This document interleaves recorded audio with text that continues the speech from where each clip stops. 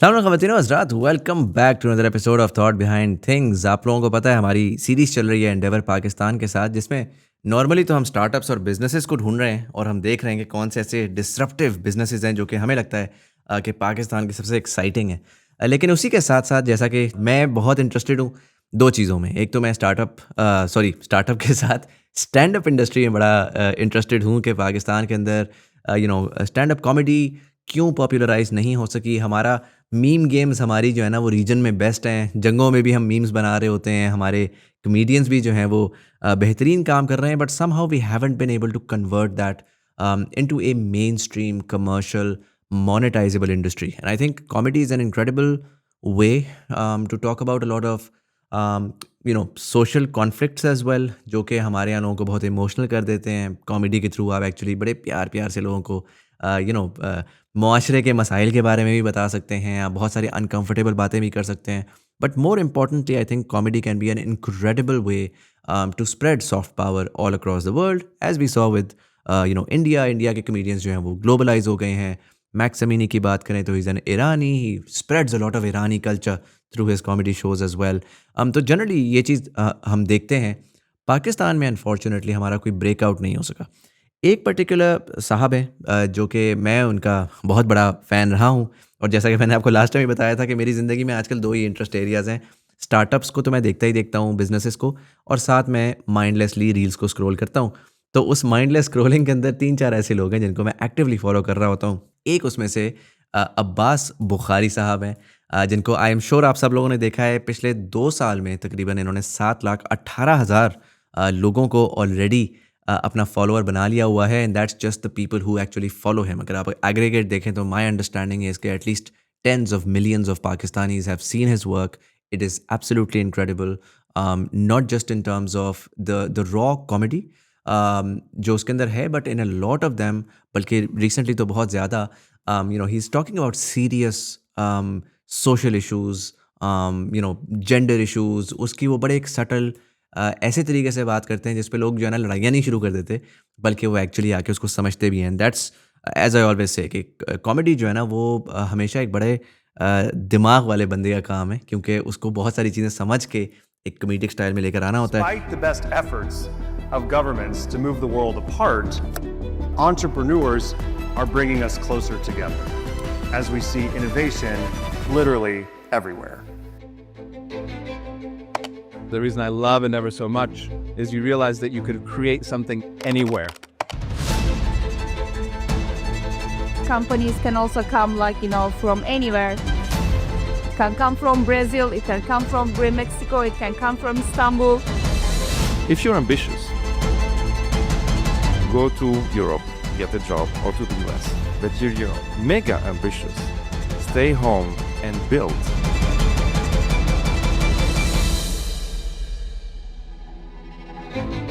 This episode of Thought Behind Things is presented in partnership with Endeavor Pakistan.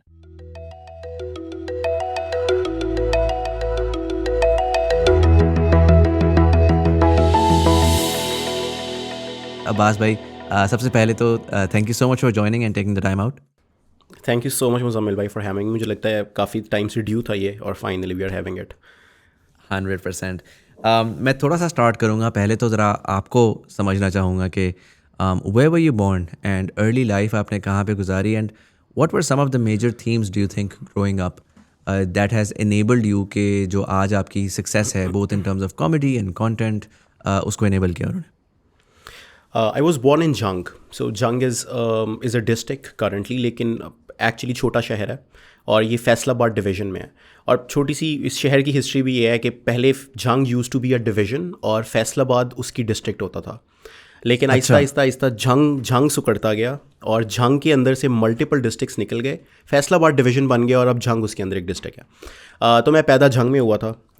I was born into a Syed family, और मेरी family के characteristics कुछ इस तरह के थे कि एक फेयरली कंजर्वेटिव फैमिली थी।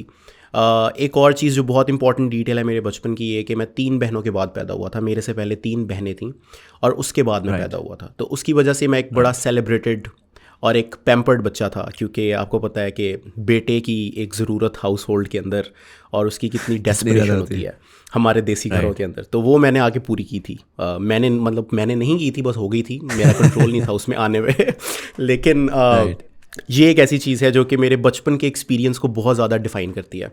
क्योंकि जब आप एक बेटा होते हैं 3 बहनों के बाद, और फिर एक फेयरली कंजर्वेटिव फैमिली है, एक सैयद फैमिली है। My family was a very respectable family वहाँ पर। My father was a lawyer. वो वहाँ पर जो लॉयर्स की पॉलिटिक्स थी उसके अंदर बहुत ज़्यादा इन थे। फिर झंग जो है उसके अंदर एक हमेशा से सेक्टेरियन कॉन्फ्लिक्ट जो है वो बहुत ज़्यादा रहा है, और झंग बहुत मशहूर रहा है अपने उस सेक्टेरियन कॉन्फ्लिक्ट की वजह से। तो उसमें भी नॉट इन द कॉन्फ्लिक्ट, लेकिन associating with a certain sect, मेरे फादर जो थे वो उसमें भी काफ़ी फेमस थे। तो वो एक प्रोमिनेंट फैमिली थी उस शहर की। और मुझे लगता है कि आपकी ज़िंदगी में आप लेटर स्टेजेस में जो करते हैं उसका बहुत ज़्यादा ताल्लुक़ इस चीज़ से होता है कि आपने बचपन में क्या लर्न किया, लेकिन उसका ज़्यादा ताल्लुक़ इस चीज़ से होता है कि आपने फिर बड़े होकर कितनी चीज़ों को अनलर्न किया और कितनी चीज़ें आपके ख़मीर में कहीं रह गई अंदर ही।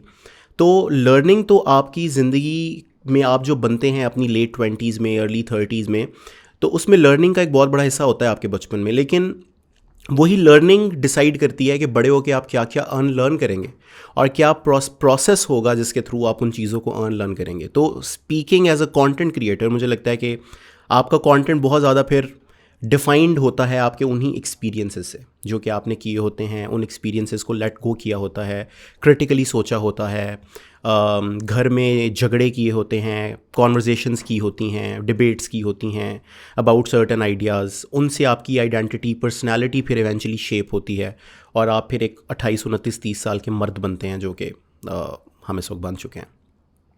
Right, make sense.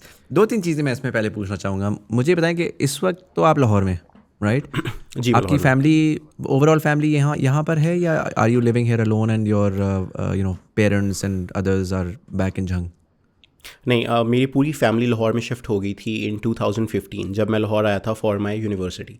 तो 2015 में मेरी सारी फैमिली यहाँ पर आ गई। मेरी यूनिवर्सिटी स्टार्ट हुई थी 2014 में, लेकिन my father was privileged enough कि वो पूरी फैमिली को मेरे लिए रिलोकेट कर सकते थे लाहौर में। ऑल्दो मैं चाह नहीं रहा था कि वो करें, मैं चाह रहा था कि मुझे ज़रा रहने दें यार मतलब ये पार्टी कर लूँ मैं कॉलेज के अंदर।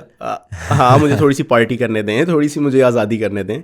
लेकिन उन्होंने कहा कि नहीं यार, तुम्हारा खाने का बड़ा इशू है वहाँ पर। ठीक है, मैंने कहा यार आप मुझे कोई कुक रख दें वहाँ पर, शेफ़ रख दें, वो खाना बनाता रहेगा। उन्होंने कहा नहीं, जो माँ के हाथ की रोटी है ना वो शेफ़ नहीं दे सकता, तो इसलिए मैं तुम्हारी माँ को रोटी बनाने के लिए लाहौर लेके आ रहा हूँ। तो मेरी पूरी फैमिली 2015 में लाहौर शिफ्ट हो गई। फिर तब से हम लोग लाहौर में ही रहते हैं। मैं अपनी पूरी फैमिली के साथ रहता हूँ इनफैक्ट अभी भी। नाइस। 10 साल हो गए लाहौर में, बट मैं चाहूँगा कि मैं थोड़ा सा 10 साल से पहले जाऊँ, राइट? सो मेरे पास 460 कॉन्वर्जेशंस आई हैं। मेरा ख्याल है उसमें से ना 99% में जब मैं पूछता हूँ कि आप कहाँ के हैं, ये मेरा बड़ा स्टैंडर्ड सवाल है हर पॉडकास्ट का, where were you born and early life कहाँ पे गुजारी, तो आपको कराची, लाहौर और इस्लामाबाद मिलता है, राइट? बहुत कोई इक्का दुक्का कोई आपको मिल जाता है पेशावर का, क्वेटा का। झंग का तो मैं पहली दफ़ा, मतलब I have spoken to people from Jhang, but on a thought leadership level this is the first time I am speaking to someone. So I am curious, I want to expand on that, on those themes कि आपने ज़ाहिर है अपनी बचपन अपने वहाँ पे गुजारा, फिर इवेंचुअली आप लाहौर आ गए। Lahore is now a metropolitan city, it's incredibly huge, बेहतरीन डेवलपमेंट है, दुनिया ही अलग है in a lot of ways, right? मुझे ये बताएं कि when you were in Jhang, आपने बड़ी इंटरेस्टिंग बात की, लर्निंग एंड अनलर्निंग। तो ज़ाहिर एक डिफरेंट इलाके में थे, उधर से बैठ कर एक डिफरेंट इमेजिनेशन होती है। लाहौर ऐसा होता है, लाहौर के लोग ऐसे होते हैं, इस्लामाबाद ऐसा होता है, बड़े शहर के लोग ऐसे होते हैं।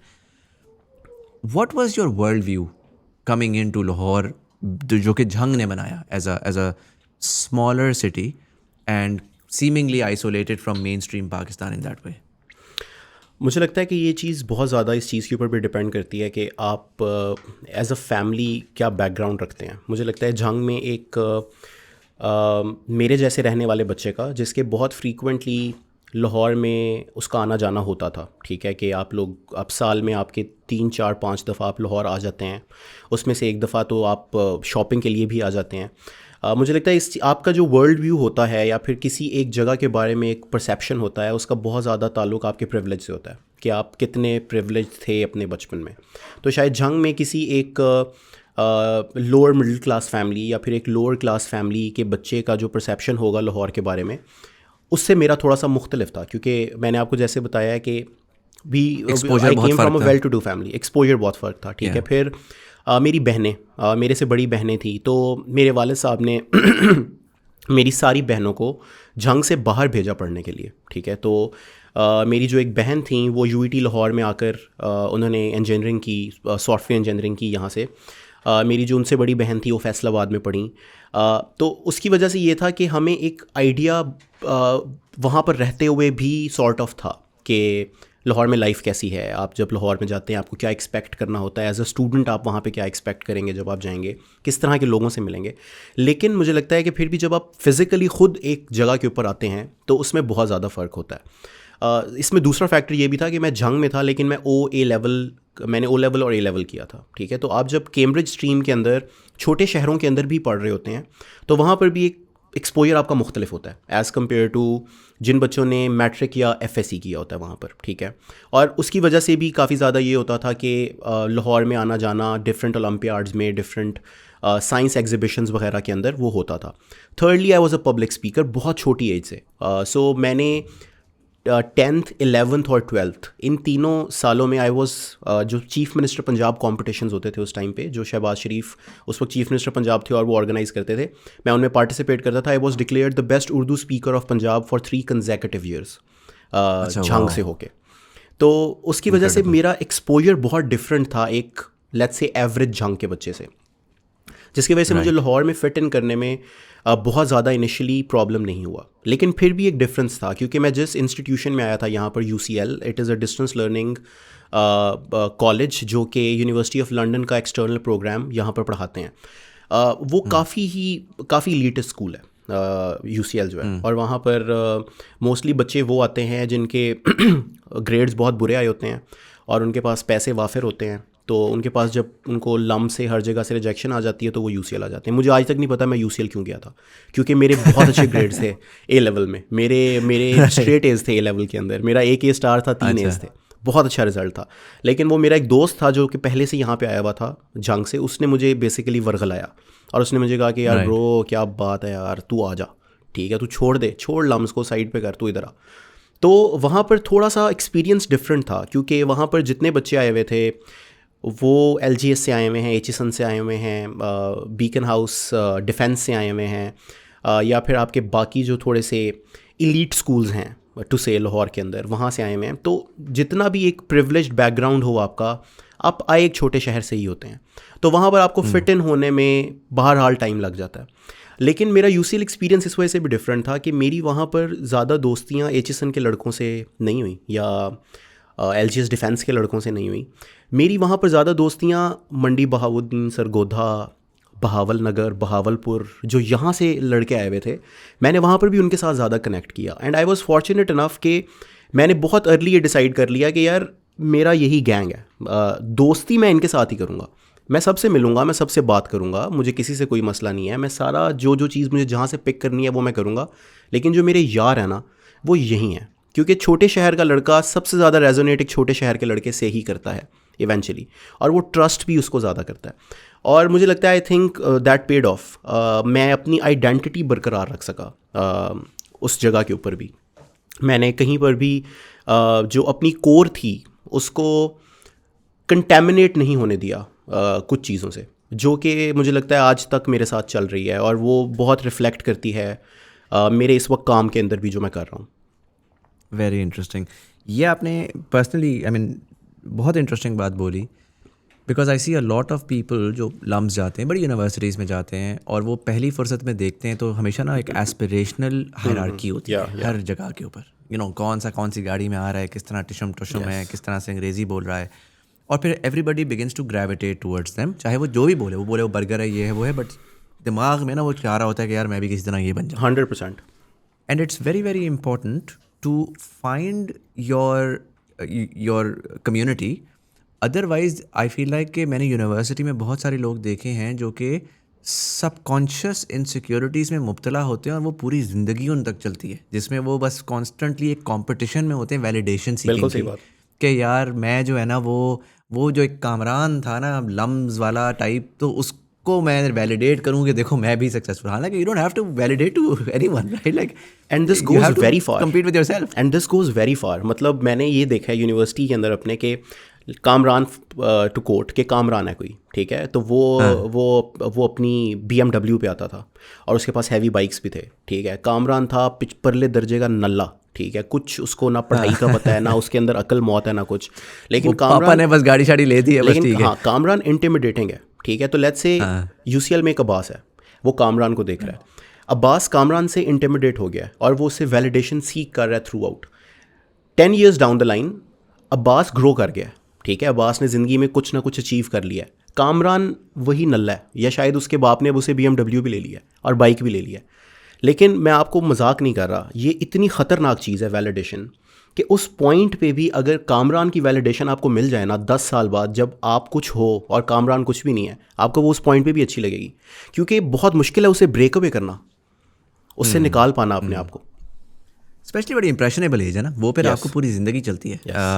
And you'd be surprised, I have spoken to literally millionaire CEOs, जो कि जब मैंने उनसे ज़्यादा डेप्थ में बात की तो मुझे नज़र आया कि यार ये जो है ना, इसको यूनिवर्सिटी में किसी ने कोई मस्करा कोई वो मार दिया बिल्कुल सही और बात ये है। आज तक कंपटीशन Yes. में लगा हुआ है कि ऐसी की तैसी मैं तुझे दिखाऊंगा, मैं भी कर सकता हूँ। And that drove their ambition, but I also saw a lot of these people to be very hollow because यार आप वैलिडेशन पे खुशी नहीं ढूंढ सकते। सही बात है। आपकी खुशी मतलब if you work because you have to validate to someone के, तो फिर वो आप कह रहे हो मैं पैसे पे वैलिडेशन लूंगा, मैं लाइक्स पे लूंगा, वो तो कभी भी नहीं देगा वैलिडेशन, उसका तो कोई और ही मसले थे। Yes. एंड आपकी अपनी सेटिस्फैक्शन अनफॉर्चुनेटली लाइफ में मिसिंग होती है। एक और चीज़ आपने बड़ी इंटरेस्टिंग मेंशन की, आपने कहा कि you were born in a house full of sisters and clearly your older sisters had a lot of impact on you because they were the first ones to go out in terms of studying, and I'm sure कि वो बहुत ज़्यादा, जब आप इस वक्त छोटे थे तो वो बहुत ज़्यादा बाहर का एक्सपोजर वापस लाती होंगी। and for you, when I was younger, तो my sister went to LUMS and she had a huge impact on me because whatever she would tell me, so I would absorb that. I was like, अच्छा ऐसे होता है वैसे होता है, मेरा world view उसी से बना। And I've seen in your content as well, you've been very clear, बहुत सारी ना रिलेशनशिप्स में सास बहू की रिलेशनशिप हो गई या कोई और इस तरह की चीज़ें हो गई, तो it's very clearly very close to your heart, the way that women are treated in Pakistan, one way or the other. And so I'm curious, okay, how has your relationship been with your sisters and what do you think उनका role रहा है in terms of your upbringing? बहुत बहुत important रहा है I guess. एक तो ये वाली चीज़ जो आपने पहले बोली कि वो लोग मेरे से पहले ऑब्वियसली चले गए थे पढ़ने के लिए बाहर, तो वो बहुत ज़्यादा एक्सपोजर लाते थे बाहर से। अच्छा, और एक्सपोजर ये नहीं होता कि वो जब छुट्टियों में घर आ रही हैं तो वो कोई मेरे साथ 1-1.5 घंटे का सेशन लगा रही हैं जिसमें वो मुझे बैठ के क्लासेस दे रही हैं और मैं नोट्स ले रहा हूँ, नहीं, ऐसे नहीं होता। बहुत सटल तरीके से आपको वो अपने एक्सपीरियंसेस के बारे में वहाँ पर बताते हैं, ठीक है, कि आज क्लास में ये बात हुई, हमारे टीचर ने ये कहा, या even food references. So for example एक बहुत फेमस, मैं नाम ले लूँगा, जॉनी एंड जुगनू, जो आजकल बहुत फेमस है लाहौर के अंदर। तो मुझे पहली दफ़ा जॉनी एंड जुगनू का मेरी बहन ने बताया कि यार वो इतना फिट है वहाँ पर जॉनी एंड जुगनू, और वो सॉसेज, उन्होंने जो सॉसेज की गेम है ना उनकी, वो क्या ही बात है। तो मैंने उससे कहा कि यार अब मैं लाहौर आऊँगा तो मैं जॉनी एंड जुगनू खाऊंगा। तो मैं लाहौर गया तो she took me to Johnny and Jugnu, वहाँ पर हमने जॉनी एंड जुगनू खाया। तो मैं कह रहा हूँ कि बहुत छोटी छोटी चीज़ों का एक्सपोजर, नेसेसरली ये नहीं कि आप कोई वहाँ से ज़िंदगी की एक पूरी रूल बुक बना के आप लाहौर चले जाते हैं, Right. लेकिन बहुत छोटी छोटी चीज़ों का आपको वहाँ से पता चलता है। उसके अलावा जो मैंने बहुत शुरू में बात की थी कि लर्निंग एंड अनलर्निंग, मुझे बहुत ज़्यादा इंटाइटलमेंट मिली या सिखाई गई बचपन के अंदर, ठीक है, और वो बहुत बहुत सटल तरीके से होती है कि एक चिकन का लास्ट पीस है, ठीक है, और उसके उम्मीदवार 4 हैं, तो वो मिलेगा बेटे को, या उसका हक है उसके ऊपर कि अच्छा भाई को दे दो यार, क्या एक तो छोटा है दूसरा भाई है, दे दो इसको, ठीक हो गया। और बहुत सारी चीज़ों के ऊपर आपको प्रेफरेंस मिलेगी अपनी बहनों के ऊपर। बहनों को कहा जाएगा आप काम कर दो भाई का, यार ये चीज़ कर दो, ये चीज़ उठा के यहाँ पे रख दो, ये वो। तो वो एंटाइटलमेंट बहुत ज़्यादा आ जाती है आपके अंदर बचपन में। और मैंने ऑनेस्टली बहुत ज़्यादा स्ट्रगल किया इस एंटाइटलमेंट की वजह से लेटर इन माय लाइफ। जब आप 1 साल ऑल्दो मैं इंडिपेंडेंट रहा घर से अलहदा, लेकिन उस 1 साल के अंदर तो मुझे लग समझ गई यार कि मैंने तो ज़िंदगी में कभी उठा के अपना एक पैंट यहाँ से वहाँ नहीं रखी थी, तो अब क्या करना है इसका। तो बहनों से मैंने अगर डायरेक्टली बहुत कुछ ना भी उठाया हो, तो मुझे लगता है कि जिस तरीके से एक डायकॉटमी होती है बहनों की ट्रीटमेंट में वर्सेस आपकी ट्रीटमेंट में, जो बातें बहनों को सिखाई जाती हैं, जो बातें आपको सिखाई जाती हैं, जो ज़िंदगी की कुछ असूल आपकी बहनों के लिए सेट किए जाते हैं आपके हाउस होल्ड के अंदर, वर्सेस आपके लिए वो चीज़ें फॉर ग्रांटेड आपको कहा जाता है कि अच्छा कोई नहीं फ़र्क पड़ता यार, इससे तुम कर सकते हो इसको, वो उस तरीके से नहीं कर सकती। उन चीज़ों को लर्न करना और फिर बाद में आकर यहाँ पर उनको अनलर्न करना, उनका एक कंट्रास्ट देख पाना कि यार नहीं, ये दिस इज़ नॉट राइट, ये अच्छी बात नहीं है। बेशक आप उसको थ्योरी में ही पढ़ें कि हम लोग अगर जूरिस्प्रूडेंस हमारा एक सब्जेक्ट है लॉ के अंदर, तो उसके अंदर जो feminist perspective on development of law है, आप कैथरीन मैकिनन को अगर पढ़ लेते हैं उसके अंदर, तो आप इन थ्योरी भी पढ़ के बहुत सारी चीज़ों को सबसे पहले इंटरनलाइज करते हैं, फिर उसके बाद अपने लिए ब्रेक डाउन करते हैं कि यार मेरे घर में क्या हो रहा था या मैं क्या कर रहा था। Plus when you get into romantic relationship, specially थोड़ा सा बड़ा हो के, उन रोमांटिक रिलेशनशिप्स में फिर जब आप अपनी इंटाइटलमेंट को प्रोजेक्ट करने की कोशिश करते हैं, तो वो आपको चपेट पड़ती है वापस उसी पॉइंट के ऊपर। हाँ कि नहीं नहीं नहीं, ठीक है, आप ना मेरे भाई हैं और ना आपके और मेरे वालिद साहब सेम है, ना हमारा हाउस होल्ड सेम है, ठीक है, तो आप ज़रा तमीज़ से, सलीके से, आराम से। तो मुझे लगता है कि लर्निंग से ज़्यादा उन चीज़ों को अनलर्न करना, अगैन मैं वही बात करूँ जो पहले की है, वो शेप करती हैं आपको कि आप क्या बनते हैं इवेंचुअली, और फिर वहीं पर डिसाइड होता है कि क्या चीज़ें आपके दिल के करीब होंगी। आई थिंक जो आपने अनलर्न वाली बात की ना अब्बास भाई, मैं आपको बड़ा ऑनेस्टली बताऊं, ये इतना आसान नहीं है, ना ही इतना कॉमन है। और मैं पर्सनली ना, मुझे अगर कोई बोले कि 3 बहनों का एक भाई या 4 बहनों का एक भाई, और मैं डेटा का बंदा हूँ, डेटा एनालिस्ट बाय प्रोफेशन, तो मैं ना हमेशा प्रोबेबिलिटीज़ निकालता हूँ चीज़ों की कि यार क्या हो सकता है, राइट। तो मैं उसको एक 90% प्रोबेबिलिटी दूंगा कि ये बिल्कुल लफंटर निकलेगा, ये तो लग गई। मैं ज़्यादा दूंगा, ठीक है, मेरे ख्याल में ज़्यादा होगा सबसे, हाँ ज़्यादा होगा कि सबसे छोटा भी है और लड़का भी है। तो मेरे एक्सपीरियंस में ऐसे मैंने जितने भी ख़ानदान देखे ना, उनका बेटा साइको होता है, साइको ही निकलता है, बिल्कुल सही बात। क्योंकि बचपन से उसको जो है ना, वो पावर डायनेमिक का भी कोई सेंस नहीं होती। वो बेटा है तो वो बहनें बड़ी भी हैं तो वो रिस्पेक्ट नहीं और सारा कुछ। अच्छा, आपने बोला कि भाई आपको वो इन वन वे और दी अदर आपको दी भी गई, तो वो लेकर आप लाहौर आए। मेरे लिए जो सरप्राइजिंग बात है और जो क्यूरियस बात है, क्योंकि आई थिंक क्यूरियोसिटी इस वजह से, बिकॉज ये चीज़ ना कोई बैठा कर नहीं रहा होता, कोई वालिदैन कर नहीं रहे होते कि मैं अपना बेटा साइको बनाऊंगा तो मैं उसको ऐसे करता हूँ। वो मुआशरे का एक सिस्टम है जिसमें वो चल के कर रहे होते हैं, और अनफॉर्चुनेटली फिर बेटे बाद में मसाइल क्रिएट करते हैं। तो for a lot of people it might be a learning experience कि what not to do, and if such a thing has happened, how do you unlearn that, right? Because just talking to them magically will not make them unlearn. It's a convenient experience to have the entitlement. What do you think was the turning point? Was it the course material that you were exposed to? Was it conversations that you were having in Lahore and the sort of people that you were interacting with that evolved you out into a more progressive and equitable person? It was primarily the conversations. मुझे लगता है course book कुछ इतना ज़्यादा, course book सिर्फ reaffirm कर सकती है आपके कुछ ऑलरेडी जो बिलीव्स होते हैं उनको, वरना हम कोर्स बुक्स को मोस्टली तो एग्ज़ाम्स के लिए ही पढ़ते हैं। हम कोर्स बुक से, या हमारे इवन प्रोफेसर्स भी, हमारे इंस्ट्रक्टर्स भी, उनको कभी कोशिश नहीं करते कि वो हमें इस तरीके से समझा दें ये वाली बात जो एक्चुअली हमारे लिए मीनिंगफुल हो। इट वॉज़ कॉन्वर्जेशंस, और वो कॉन्वर्जेशंस थ्रू डिबेट्स हो रही थी। सो मैं जैसे ही UCL में आया था, I use to do declamation. So public speaking की वेरियस फॉर्म्स होती हैं, देयर आर MUNs, आपने आई एम श्योर किए होंगे, डेक्लेमेशंस होते हैं, फिर पार्लियामेंट्री डिबेट्स होती हैं। मैं डेक्लेमेशंस बहुत ज़्यादा करता था। तो मेरे कोच थे अवैस बारी, he is currently in US, वो वहाँ पर लॉ प्रैक्टिस कर रहे हैं, he is doing very good for himself माशाल्लाह। वो मेरे कोच थे डिबेट्स के। उन्होंने मुझे कहा कि नहीं ये छोड़ दो यार, ये जो तकरीरें हैं ना कि एक स्पीच रट के तुम उसको 5 मिनट में डिलीवर कर दो, छोड़ो, मैं तुम्हें असल चीज़ करवाता हूँ। उन्होंने मुझे पार्लियामेंट्री डिबेट्स करवाना शुरू की।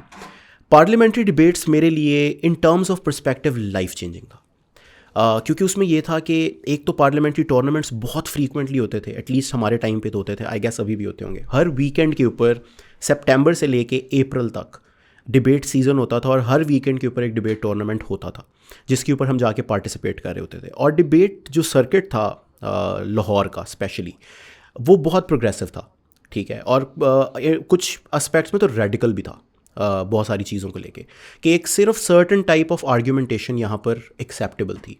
मतलब आप एक फेमिनिज़म की डिबेट के अंदर आकर अगर ये बात करना शुरू कर देंगे कि देखें इस्लाम जो है वो ये कहता है ख़वातीन के हुकूक़ के बारे में, तो आप कैसे फेमिनिस्ट मूवमेंट के थ्रू इसको डिफ़ाई कर सकते हैं। तो जो एडजुडिकेटर होगा वो क्रिटिक के अंदर आपको तकरीबन थप्पड़ मार देगा और वो आपको कहेगा कि ये आर्ग्यूमेंटेशन यहाँ वैलिड नहीं है, ठीक है, आप रीज़न के साथ लॉजिक के साथ आके हमारे साथ बात करें। तो हमारी डिबेट किन से हो रही है? गवर्नमेंट कॉलेज के टीम्स के साथ, लम्स की टीम्स के साथ, LSE की टीम्स के साथ, ज़ैबिस्ट की टीम्स के साथ, IBA की टीम्स के साथ। एक काफ़ी डाइवर्सिटी है ऑफ स्पीकर्स, ऑफ स्टूडेंट्स जो कि डिफरेंट जगह से आ रहे हैं। फिर हम उन चीज़ों के ऊपर बहस कर रहे हैं, डिबेट कर रहे हैं। मुझे लगता है कि ये इस तरह से हुआ कि जब आप हर वीकेंड सर्टन आइडियाज़ को प्रीच कर रहे हैं, अपने केसेस के अंदर इनकॉर्पोरेट कर रहे हैं, फिर उनके बारे में जाके बोल रहे हैं, फिर लोगों से कॉन्वर्जेशंस कर रहे हैं, तो मुझे लगता है कि वो ज़रूरी था कि जितनी ज़्यादा इंटाइटलमेंट मुझे बचपन में थोप दी गई थी ना, उस एक्सपीरियंस को नलिफाई करने के लिए या उसको न्यूट्रलाइज़ करने के लिए मुझे लगता है उतनी ही ज़्यादा रीइंफोर्समेंट ज़रूरी थी। लिटरली हर वीकेंड उन आइडियाज़ की रीइंफोर्समेंट मेरे दिमाग में हो रही थी। और वो डिबेट रूम में तो चलें, आपने उसको एज एन आइडिया आर्ग्यू कर लिया, बोल लिया, लेकिन आपने घर भी तो जाना है, आपने अकेले भी तो होना है, आपने सोने से पहले सोचना भी है, आपने नहाना भी अकेले है, आपने गाड़ी भी अकेले चलानी है। उस वक्त आप सोचते हैं कि यार ठीक है, ये आइडिया मैंने बोल तो दिया, लेकिन इसको मैं अब ज़रा अपनी ज़िंदगी के अंदर प्लेस करके सोचता हूँ कि मेरी ज़िंदगी में ये कैसे हो रहा था। उसके बिल्कुल ऑपोजिट हो रहा था, बिल्कुल डिफरेंट हो रहा था। फिर उसका अगला स्टेप क्या होता है? जो 19-20 साल की उम्र में होता है, 20-21 साल की उम्र में, और वो होता है कि आप फिर घर जाके बात करना शुरू करते हैं कि बाबा ये हमने ऐसे क्यों किया, ये हम ऐसे क्यों करते हैं। और वो आगे से कहते हैं कि तुम चुप करो, ये ऐसे ही होता है, तुम्हें नहीं पता। फिर अगला स्टेज होता है जब आप थोड़ा सा बदतमीज़ होना शुरू हो जाते हैं, और ये होता है 20-21 साल की उम्र में। मेरा भाई जो है अभी वो मेरे से 9 साल छोटा है, तो he is 17-16 at this point. तो वो अभी उसी फेज़ के अंदर है। उसकी वो अनलर्निंग वाला पार्ट जो है वो प्रोसेस चल रहा है। वो उसने भी डिबेट्स वगैरह की और उसने सब कुछ सुना। उसने घर आके 2-3 दफ़ा आकर इस तरह बोला और मुझे शिकायत आई उसकी, और शिकायत मुझे ये आई कि यार ये बदतमीज़ी करता है, तो इससे तुम बात करो। तो एक दिन मैं उसको गाड़ी में अपने साथ ले गया, मेरी उससे बात हो रही थी, और मैंने उसे कहा कि यार देखो ब्रो, तुम्हारे पास एक प्रिविलेज एक्स्ट्रा है जो कि मेरे पास नहीं था, और वो ये है कि मैं तुम्हारा बड़ा भाई हूँ, मेरा बड़ा भाई कोई नहीं। ठीक है, मैं तुम्हें ये अपने एक्सपीरियंस से बता रहा हूँ कि ये तरीका गलत है। जिस तरीके से तुम इन चीज़ों को चैलेंज करने की कोशिश कर रहे हो ना, या तुम बात कर रहे हो, बहस कर रहे हो, कॉन्स्टेंटली एक चीज़ को हैमर करने की कोशिश कर रहे हो। मैंने कहा यार उन्होंने अपने 65, 66, 67 साल ज़िंदगी के एक नज़रिए के साथ गुजारे हैं, ठीक है। तुम्हें अभी इस नज़रिए के साथ टाइम गुजारते हुए 1.5 साल हुए हैं, 2 साल हुए हैं। तुम चाह रहे हो कि तुम वो 2 साल का एक्सपीरियंस 67 साल के ऊपर हैमर करके उसको तोड़ दोगे। पॉसिबल नहीं है, मुमकिन नहीं है। तुम अगर ज़िंदगी में कोई चॉइसेस अपने के लिए लेना चाहते हो तो स्मार्टली चलो थोड़ा सा, ठीक है। अपना पॉइंट ऑफ व्यू रख दो, बता दो तुम ऐसा सोचते हो, लेकिन उनको फोर्स ना करो कि वो ओवरनाइट सब कुछ वैसे ही करना शुरू कर दें। उसको अपनी ज़िंदगी में इंप्लीमेंट करो। और मुझे लगता है कि मेरा लेटली पर्सपेक्टिव यही हो चुका है चीज़ों के बारे में कि इनकलाब नाम की कोई चीज़ नहीं होती। ये जो एक हमारा मसाया कॉम्प्लेक्स है ना हमारी कौम के अंदर, के एक इंसान उठेगा और वो उठ के हर चीज़ को रिफॉर्म कर देगा और तब्दील कर देगा। मुझे लगता है इनकलाब कुछ भी नहीं है। हर इंसान के ऊपर जो बुनियादी ज़िम्मेदारी है वो अपनी ज़िंदगी को तब्दील करना है, सबसे पहले अपने आप को तब्दील करना है। फिर अगर वो रिप्रोड्यूस करता है और उसके आगे बच्चे होते हैं तो जाहिर है वो सोच उसके अंदर इम्प्लीमेंट करना है। उसके बाद फिर आपकी ज़िम्मेदारी है कि मैं अपने बाप को भी ठीक कर लूँ, मैं अपनी माँ को भी ठीक कर लूँ, या मैं अपने बहन भाई को ठीक कर लूँ। हाँ, आप उनसे बात ज़रूर कर सकते हैं, मैं ये नहीं कह रहा कि लेट इट बी, वो जो कर रहे हैं आप करने दें, लेकिन किसी को ये ज़िम्मेदारी उठा लेना कि मैं तब्दील करके रहूँगा इसको, ठीक है, मुझे लगता है वो ठीक तरीका भी नहीं है और वो मुमकिन भी नहीं है। स्पेशली पेरेंट्स के साथ तो बिल्कुल ही मुमकिन नहीं है। तो हाँ, हम बहुत ज़्यादा आगे चले गए, मेरे ख्याल में इनकलाब के ऊपर पहुंच गए हम। लेकिन बात यहाँ से शुरू हुई थी कि वो अनलर्निंग जो है वो इस तरीके से हुई कि मेरी कॉन्स्टेंटली कॉन्वर्जेशंस बात हो रही है। फिर यू कम अक्रॉस लिटरेचर। जब आपने डिबेट्स करनी है, आपने पढ़ना भी बहुत ज़्यादा है, आपको किताबें पढ़नी पड़ती हैं, क्योंकि वो रैंडम एक्सपीरियंस डिबेटर्स आएंगे, वो नेम ड्रॉपिंग करेंगे वहाँ पर आकर के, यार उस किताब के अंदर वो ये था, और आप कहोगे वो शिट यार ये तो मैंने पढ़ी नहीं है। फिर आप फ़ौरन हो जाके किताब लोगे, आप उसको पढ़ने की कोशिश करोगे, क्योंकि कंपेटिटिव स्पेस है ना। तो मेरा अनलर्निंग के अंदर बहुत बड़ा हाथ पब्लिक स्पीकिंग और डिबेट्स का था, specially parliamentary debates. Makes sense.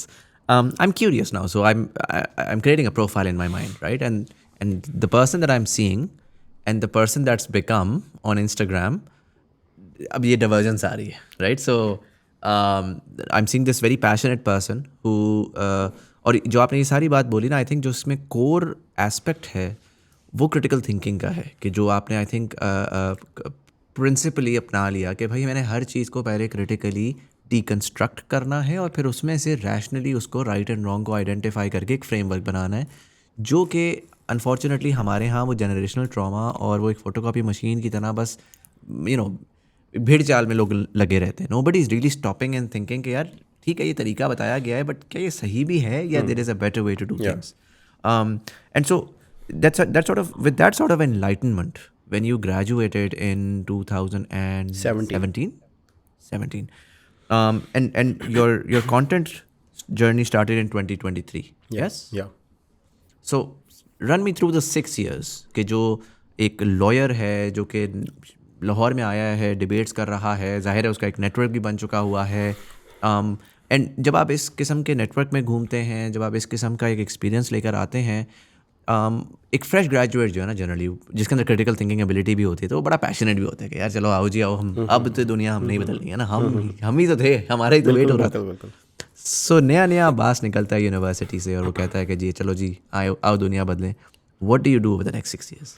I graduated in 2017, और वही वाला फेज़ था जो मैं अपने लास्ट आंसर में ये बता रहा था कि समझ में आ गया, थोड़ा बहुत क्रिटिकली एनालाइज करके बहुत सारी चीज़ों को डीकंस्ट्रक्ट कर लिया है, और सिर्फ फेमिलियल लेवल के ऊपर नहीं, कल्चरल लेवल के ऊपर भी लग रहा है ना आपको लग रहा है कि मैंने कल्चरल लेवल पे भी बहुत चीज़ें समझ ली हैं और पॉलिटिकल लेवल पे भी बहुत चीज़ें समझ ली हैं। तो अब वक्त ये आ गया है कि अब आकर हम दुनिया को बताते हैं इसके बारे में। तो मुझे शौक़ हो गया जर्नलिज़म का कि यार ये काम जो है ना बड़ा फिट है। उसके अलावा ये है कि मुझे उर्दू अच्छी बोलने आती थी, तो पाकिस्तान में आपको मेन स्ट्रीम जर्नलिज़म करने के लिए चैनल्स के ऊपर उर्दू अच्छी होना उसका एक प्री रेक्विजिट है, मेरा वो भी पूरा था। तो मुझे पता चला कि दुनिया न्यूज़ के अंदर एक वो ट्रेनिंग प्रोग्राम शुरू कर रहे हैं। मैंने वहाँ पे अप्लाई किया, आई गॉट एक्सेप्टेड। वहाँ पर हमारी 3 महीने ट्रेनिंग हुई, वो कोई तकरीबन 40 लोगों का बैच था। उस 40 लोगों के बैच में से उन्होंने इवेंचुअली 5 लोगों को हायर करना था। मैं उन 5 लोगों में था, मैं हायर हो गया दुनिया न्यूज़ के अंदर। उन्होंने मुझे कहा कि आपको हमने as a training anchor hire किया है, तो पहले आपकी 3-4 महीने ट्रेनिंग होगी और उसके बाद हम आपको ऑन स्क्रीन करेंगे। लेकिन उन्होंने इलेक्शंस थे 2018 के, उस वक्त उनके पास रिपोर्टर्स की कमी थी शायद। उन्होंने कहा कि लेकिन उससे पहले आप ज़रा फील्ड में जाके रिपोर्ट करें। तो मैंने सख्त गर्मी के अंदर रिपोर्टिंग की। वहाँ पर मुझे याद है कि प्रेस क्लब के बाहर, प्रेस क्लब लाहौर के सामने अमेरिकन कॉन्सुलेट का ऑफिस है, तो वहाँ पर एक जमात इस्लामी का प्रोटेस्ट हो रहा है और मैं उसको कवर कर रहा हूँ, और वहाँ पर आंसू गैस के शेल चल गए हैं। और मैं ज़िंदगी में पहली दफ़ा आंसू गैस, मतलब मैंने आंसू गैस एक्सपीरियंस की हुई है बाय द वे। और मैं मुझे मेरा कैमरामैन पकड़ के DSNG के अंदर ले गए और उसने तौलिया गीला करके मेरी आंखों के ऊपर रखा है, और मैं पड़ा हुआ हूँ और तकरीबन अनकॉन्शियस हो गया हूँ। मैं हज टर्मिनल के बाहर खड़ा हूँ, खान साहब की फ़्लाइट आनी है वहाँ से, खान साहब ने 12 बजे आना है, रमज़ान चल रहा है, खान साहब शाम 6 बजे आ रहे हैं। मैं 6 घंटे, मेरे पास ना बैठने की जगह है ना कहीं कुछ करने की जगह है, मैं हज टर्मिनल के बाहर गर्मी के अंदर खड़ा हूँ। तो इस तरह के एक्सपीरियंसेस मेरे वहाँ से हुए। तो वो एक दफ़ा ना, जो आप दुनिया बदलने के लिए आए थे और आपने जो अपना सब कुछ, अपना कल्चरल नुआंसेस जो आपने अपने लिए डीकंस्ट्रक्ट कर लिए थे, वो कहीं ना कहीं हज टर्मिनल की बाहर वाले फुटपाथ के ऊपर दफन होते जा रहे थे आहिस्ता आहिस्ता। ठीक है, आंसू गैस के शेलों के जो आंसू निकल रहे थे वो उसके अंदर से बाहर आ रहे थे, लेकिन मैं लगा हुआ था। खैर वो ये हुआ कि डाउन साइजिंग हुई 2018 में बहुत ज़्यादा मीडिया हाउसेस के अंदर, उसकी वजह से मेरी वो जॉब चली गई। लेकिन मुझे अभी वो अंदर जो था ना, वो इनकलाब लाने वाला और तब्दीली लाने वाला जो एक शौक़, वो तो था। तो मैंने उसमें 2 काम किए। एक तो ये है कि I started working with an NGO जिसका नाम था कॉमन मैन इनिशिएटिव। तो वो लोग अपने मंथली न्यूज़ लेटर्स और क्वार्टरली रिसर्च पेपर्स वगैरह निकालते थे।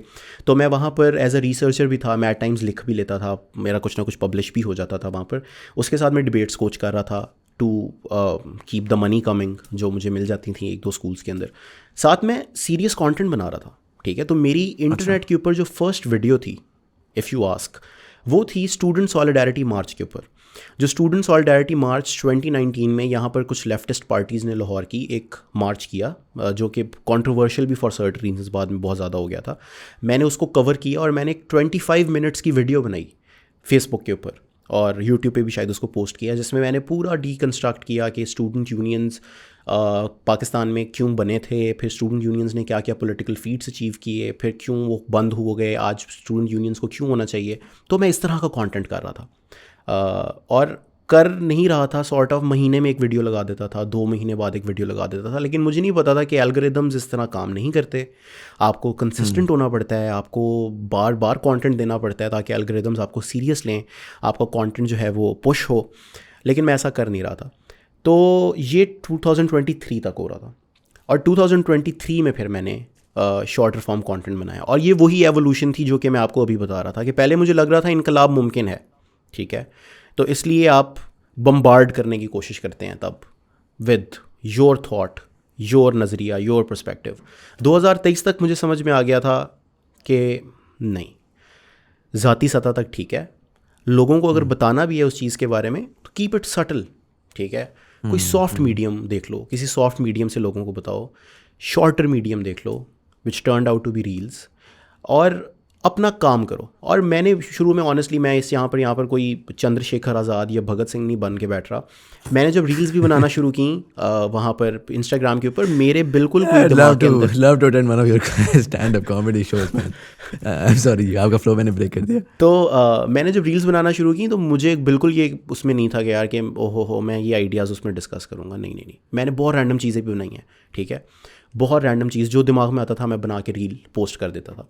और इस तरफ आया क्यों, प्राइमरीली उसकी वजह मेनली ये थी कि मेरी वाइफ ने मुझे कहा, मेरी 2023 में शादी हुई थी, और उन्होंने मुझे उस वक्त कहा कि यार, मैं इनफैक्ट इंस्टाग्राम के ऊपर मेरा अकाउंट था, मैं इंस्टाग्राम देखता भी नहीं था। I use to hate Instagram as a platform उससे पहले, कि यार ये क्या है, मतलब जो आपके अंदर थोड़ी सी वो, if you come from an intellectual superiority के पॉइंट ऑफ व्यू से ना, तो आप कहते हो यार ये क्या है इंस्टाग्राम, और ये क्या है इन्फ्लुएंसर्स, और ये कंटेंट क्रिएटर्स क्या मीनिंगलेस ज़िंदगी ये गुजार रहे हैं। तो उन्होंने मुझे बिठाया, मेरी बेगम ने, उन्होंने कहा एक्सक्यूज़ मी, आप एक स्कूल टीचर हैं, पहली बात मैं आपको ये बताऊँ, ठीक है। आप डिबेट्स कोच करते हैं एक स्कूल के अंदर, और आपने अगर कोई बहुत आपके अंदर भरा हुआ है ना इंटेलेक्ट, तो उसके लिए पहले लोगों को अपनी तरफ मुतवज्जो करवाना ज़रूरी है। तो start with shorter form of content जो कि आप कंसिस्टेंटली बना पाएंगे। मैं मेक श्योर करूँगी कि आप कंसिस्टेंटली कंटेंट बना रहे हो, और इस तरह से आप शुरू करो। तो that is where I started making reels Instagram पे। Fascinating. I'd love to go deeper into the reels and that sort of evolution. But you've mentioned multiple times, right? So you've mentioned the arrogance of intellectual superiority that more often than not tends to happen the moment आपको थोड़ी सी enlightenment मिलती है ना, और आपको नज़र आता है कि यार मैं एवरेज जो से ना थोड़ा सा ज़्यादा स्मार्ट हो गया हूँ। Yes. तो जो सबसे ज़्यादा जो कॉन्फिडेंस और एरोगेंस आती है ना, वो उस मोमेंट पे आती है। और जनरली मैंने मल्टीपल टाइम्स अपने चैनल के ऊपर इसकी बात की, क्योंकि मेरे लिए that was a very very insightful graph. But Dunning Kruger effect एक आई डोंट नो आपने देखा या नहीं देखा। सो उसके अंदर वो बेसिकली जो है ना, वो ये कह रहा होता है कि थोड़ा सा जब आपके अंदर कॉन्फिडेंस, नॉलेज थोड़ी सी आती है तो कॉन्फिडेंस बहुत ऊपर चला जाता है, और उसको वो माउंट स्टूपिड कहते हैं, राइट। एंड सो मैं आजकल देखता हूँ कि इंटरनेट के ऊपर in the age of information लोगों को ना थोड़ी सी जो घर से इन्फॉर्मेशन थी उससे थोड़ी सी ज़्यादा इन्फॉर्मेशन मिल गई है, 4-5 किताबों के हवाले मिल गए हैं, और हर बंदा आपको आके ना आंसर टू लाइफ देने के लिए बैठा हुआ है। यस, राइट, बिल्कुल सही बात है। And then as the knowledge increases तो आपको रियलाइजेशन होती है कि यार मुझे तो 4 चीज़ें पता थी, दुनिया में तो 4 करोड़ से भी ज़्यादा चीज़ें हैं, मैं तो ये सारी पढ़ ही नहीं सकता। एंड सडनली वो वैल्यू ऑफ डिस्पेयर आते हैं, जिसमें एक ह्यूमिलिटी आती है, और आपको रियलाइजेशन होती है कि यार damn, like I can spend all my life and I would still not know the answer. मतलब मुझे लगता है कि knowledge is meant to humble you. आप जितना ज़्यादा चीज़ें आपको पता चलती हैं, आपको उस वक्त पता चलता है कि मुझे पहले ये भी नहीं पता था, तो और कितना ज़्यादा जो मुझे नहीं पता।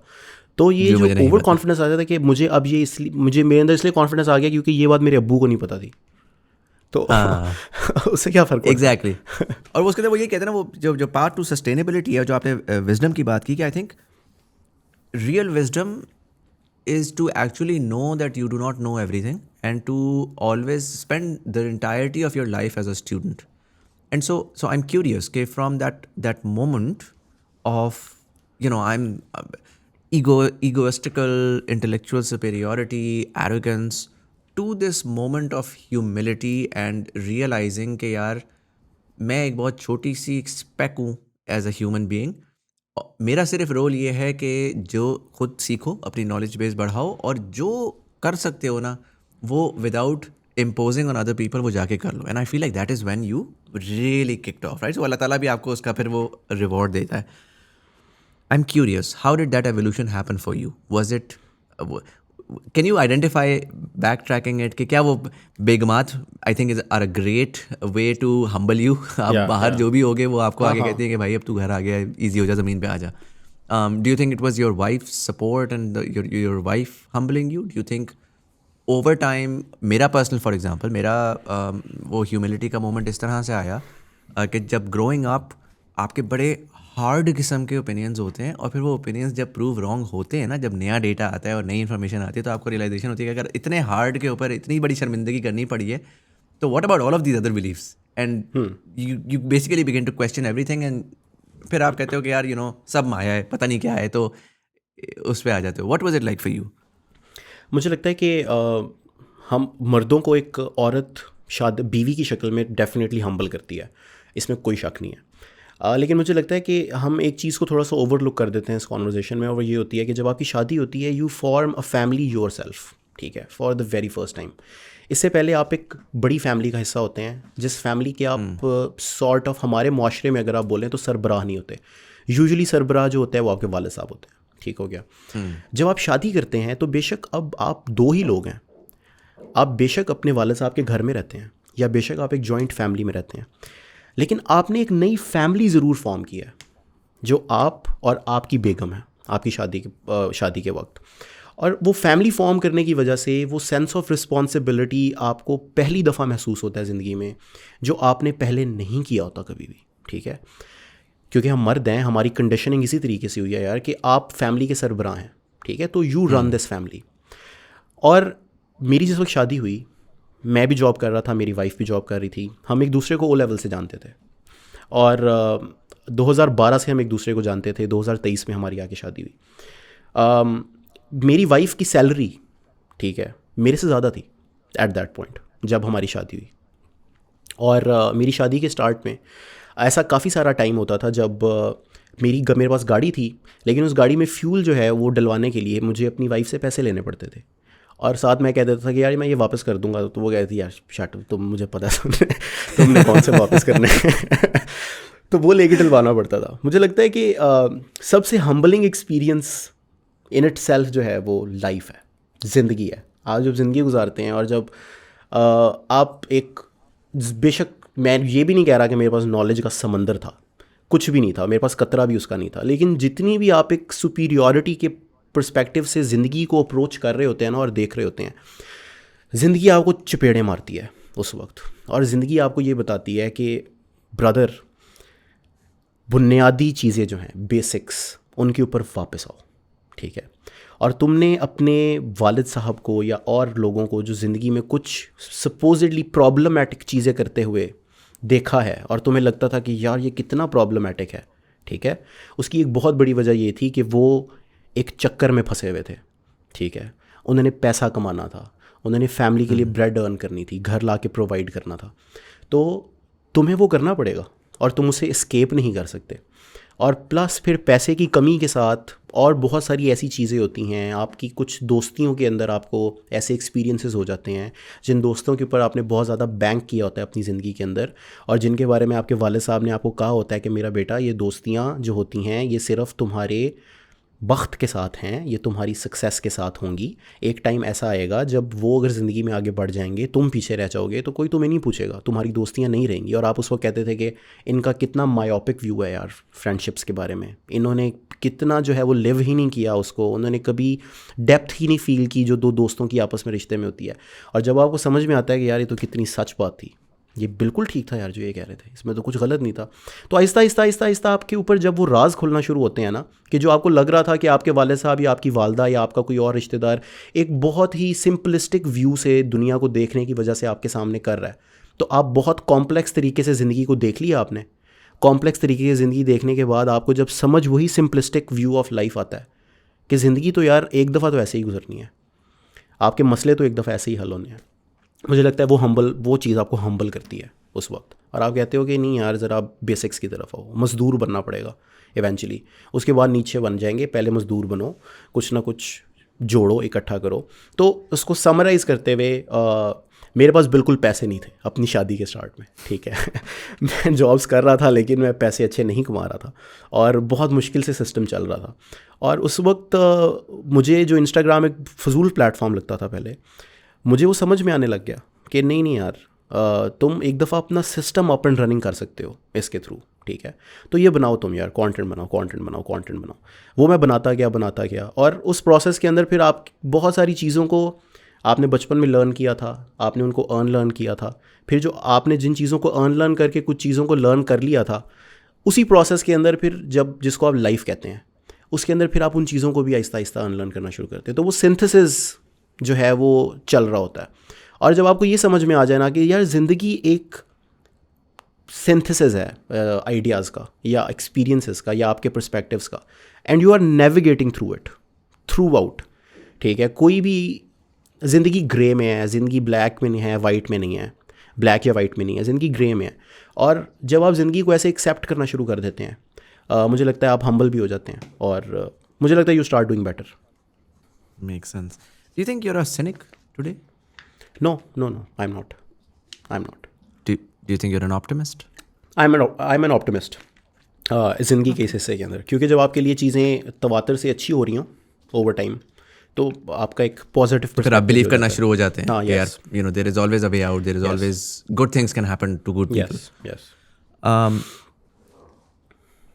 Content आपका, what was the first breakout video that really, so पहले तो ये बताएंगे कितनी वीडियोस आपने बनाई जो कि बस थी 500, 1000, 2000 views, and then what was the first breakout video? And I also want to know because I know, I mean you know, Instagram का जो मेरा एक्सपीरियंस कोर था, मेरा उससे पहले फेसबुक का था, फिर यूट्यूब का उसके बाद, but Instagram was a very me and my wife thing, right? And so I know what a couple goes through when you are like यार ये रिफ्रेश करो यार, ये देखो क्या हो रहा है, right? So I want to know that feeling of that first breakthrough जब हुआ था, you know, how did, because your wife was the one who sort of motivated you as well, what was that like?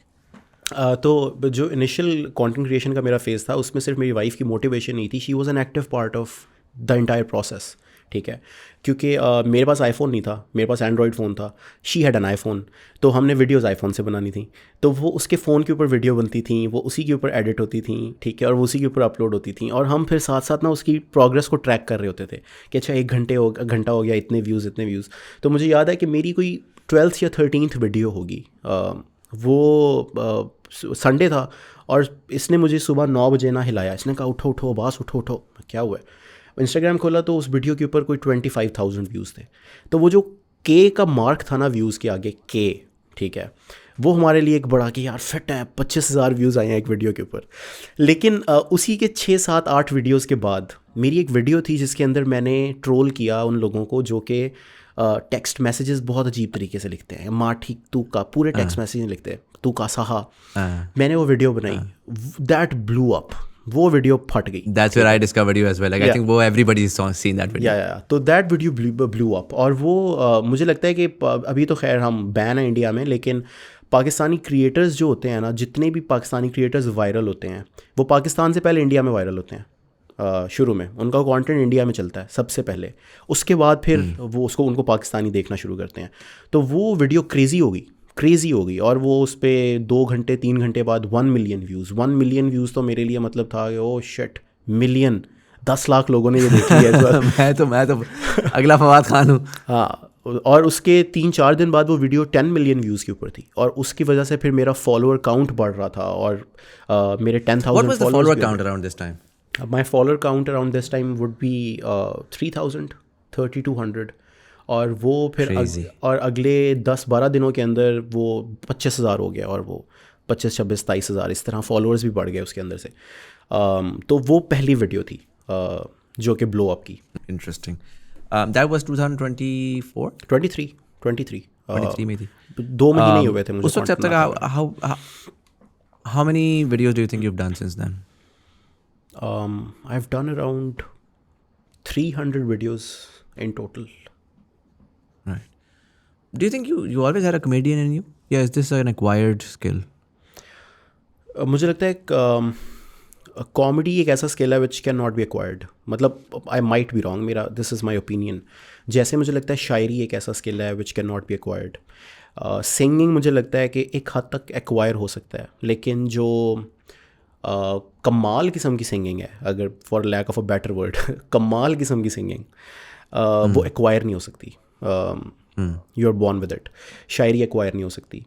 बहुत अच्छे writing skills जो होते हैं specially fiction के अंदर, मुझे लगता है वो एक्वायर करना बहुत मुश्किल है। सिमिलरली मुझे लगता है कॉमेडी एक्वायर नहीं हो सकती, और जो एक्वायर्ड कॉमेडी होती है वो नज़र आ जाती है, वो नज़र आ जाती है। Trying too hard type. हाँ, कि ये फोर्स कर रहा है इस वक्त ये वाला बंदा, और उसको फिर उस तरीके से पसंद भी नहीं किया जाता सॉर्ट ऑफ। तो लेकिन मुझे ये बिल्कुल नहीं पता था कि यार कि मैं कॉमेडी कर सकता हूँ। मुझे हमेशा से ये पता था कि मेरा सेंस ऑफ ह्यूमर अच्छा है, ठीक है। दोस्तों के अंदर जब मैं बैठता हूँ तो हंसाते हैं, लेकिन मैं क्लास क्लाउन कभी भी नहीं था। बल्कि मैं इंट्रोवर्ट था बहुत ज़्यादा बचपन में, और मेरे से ज़्यादा फैमिली के अंदर बैठ के बात खोल के नहीं होती थी। लेकिन सेंस ऑफ ह्यूमर फिट था, और वो मैंने अपनी ना मैटरनल साइड से एक्वायर किया अपना सेंस ऑफ ह्यूमर। क्योंकि मुझे याद है कि मेरे जो ग्रैंडफादर थे, नाना, कमाल सेंस ऑफ ह्यूमर, उनका एक्सेप्शनल सेंस ऑफ ह्यूमर था, ठीक है। मतलब हम बचपन में भी, और उनको पता था हर एज ग्रुप को कैसे हंसाना है। मतलब वो बच्चों के अंदर बैठते थे तो बच्चों को भी हंसाते थे, और वो बड़ों के अंदर बैठते थे तो वहाँ पर भी कमाल। मतलब वो इतने टैलेंटेड थे मेरे नाना, कि वो एक सिचुएशन के ऊपर, और वो शायर भी थे, तो वो एक सिचुएशन के ऊपर उसी वक्त बैठ के 5 मिनट के अंदर एक मज़ाहिया शेर या एक मज़ाहिया रुबाई वो बना लेते थे, वो सुनाते थे और सब हंसने लग जाते थे। तो ये मैंने उनसे एक्वायर किया था अपनी मैटरनल साइड से, तो वो हमेशा से अंदर था। लेकिन मुझे लगता है कि एक कोई भी काम आपको आहिस्ता आहिस्ता करके ही समझ में आता है कि इसको और कैसे बेहतर तरीके से किया जा सकता है। कोई कॉमेडियन भी पहले दिन से कॉमेडियन नहीं था, उसने कोई एक गिग की होगी, किसी एक जगह के ऊपर कोई प्रोजेक्ट मिला होगा, तो उसको समझ में आया होगा कि हाँ ये एक ऐसा स्किल है जिसको मैं ए कर सकता हूँ, बी मोनेटाइज कर सकता हूँ। सिमिलरली मुझे लगता है कि शुरू से आपको नहीं पता होता, आपको रियलाइज़ ही होता है Aahista Aahista. That makes sense. आपके ख्याल में पिछले 2 साल के अंदर और 300 वीडियोस के अंदर how have you evolved over time? I mean obviously start में you were just very casual and effortless and just putting it out there whatever it is. बहुत फ़र्क होता है ना, 3000 लोगों के सामने कुछ करना, what's the worst that could happen. आज की तारीख में 7,18,000 लोगों के सामने करना, जो कि बाय द वे वायरल हो जाता है तो 10 मिलियन भी क्रॉस कर जाता है। Stakes are higher now, and so obviously yes, your skill has improved as well, your confidence has improved as well. But in terms of what you want to, I think over time there's a sense of responsibility that comes in as well when you realize कि यार you know what, it's not a joke anymore. मुझे लोग सुन रहे हैं, और coming from the background that you are from, knowing and thinking the thoughts that you've always thought, I'm quite certain कि वो responsibility का element बड़ा early आ गया होगा कि यार ठीक है चलो, you know, there are people of multiple different ages who are watching me, and I have to make sure that I have a net positive impact on my viewers, right?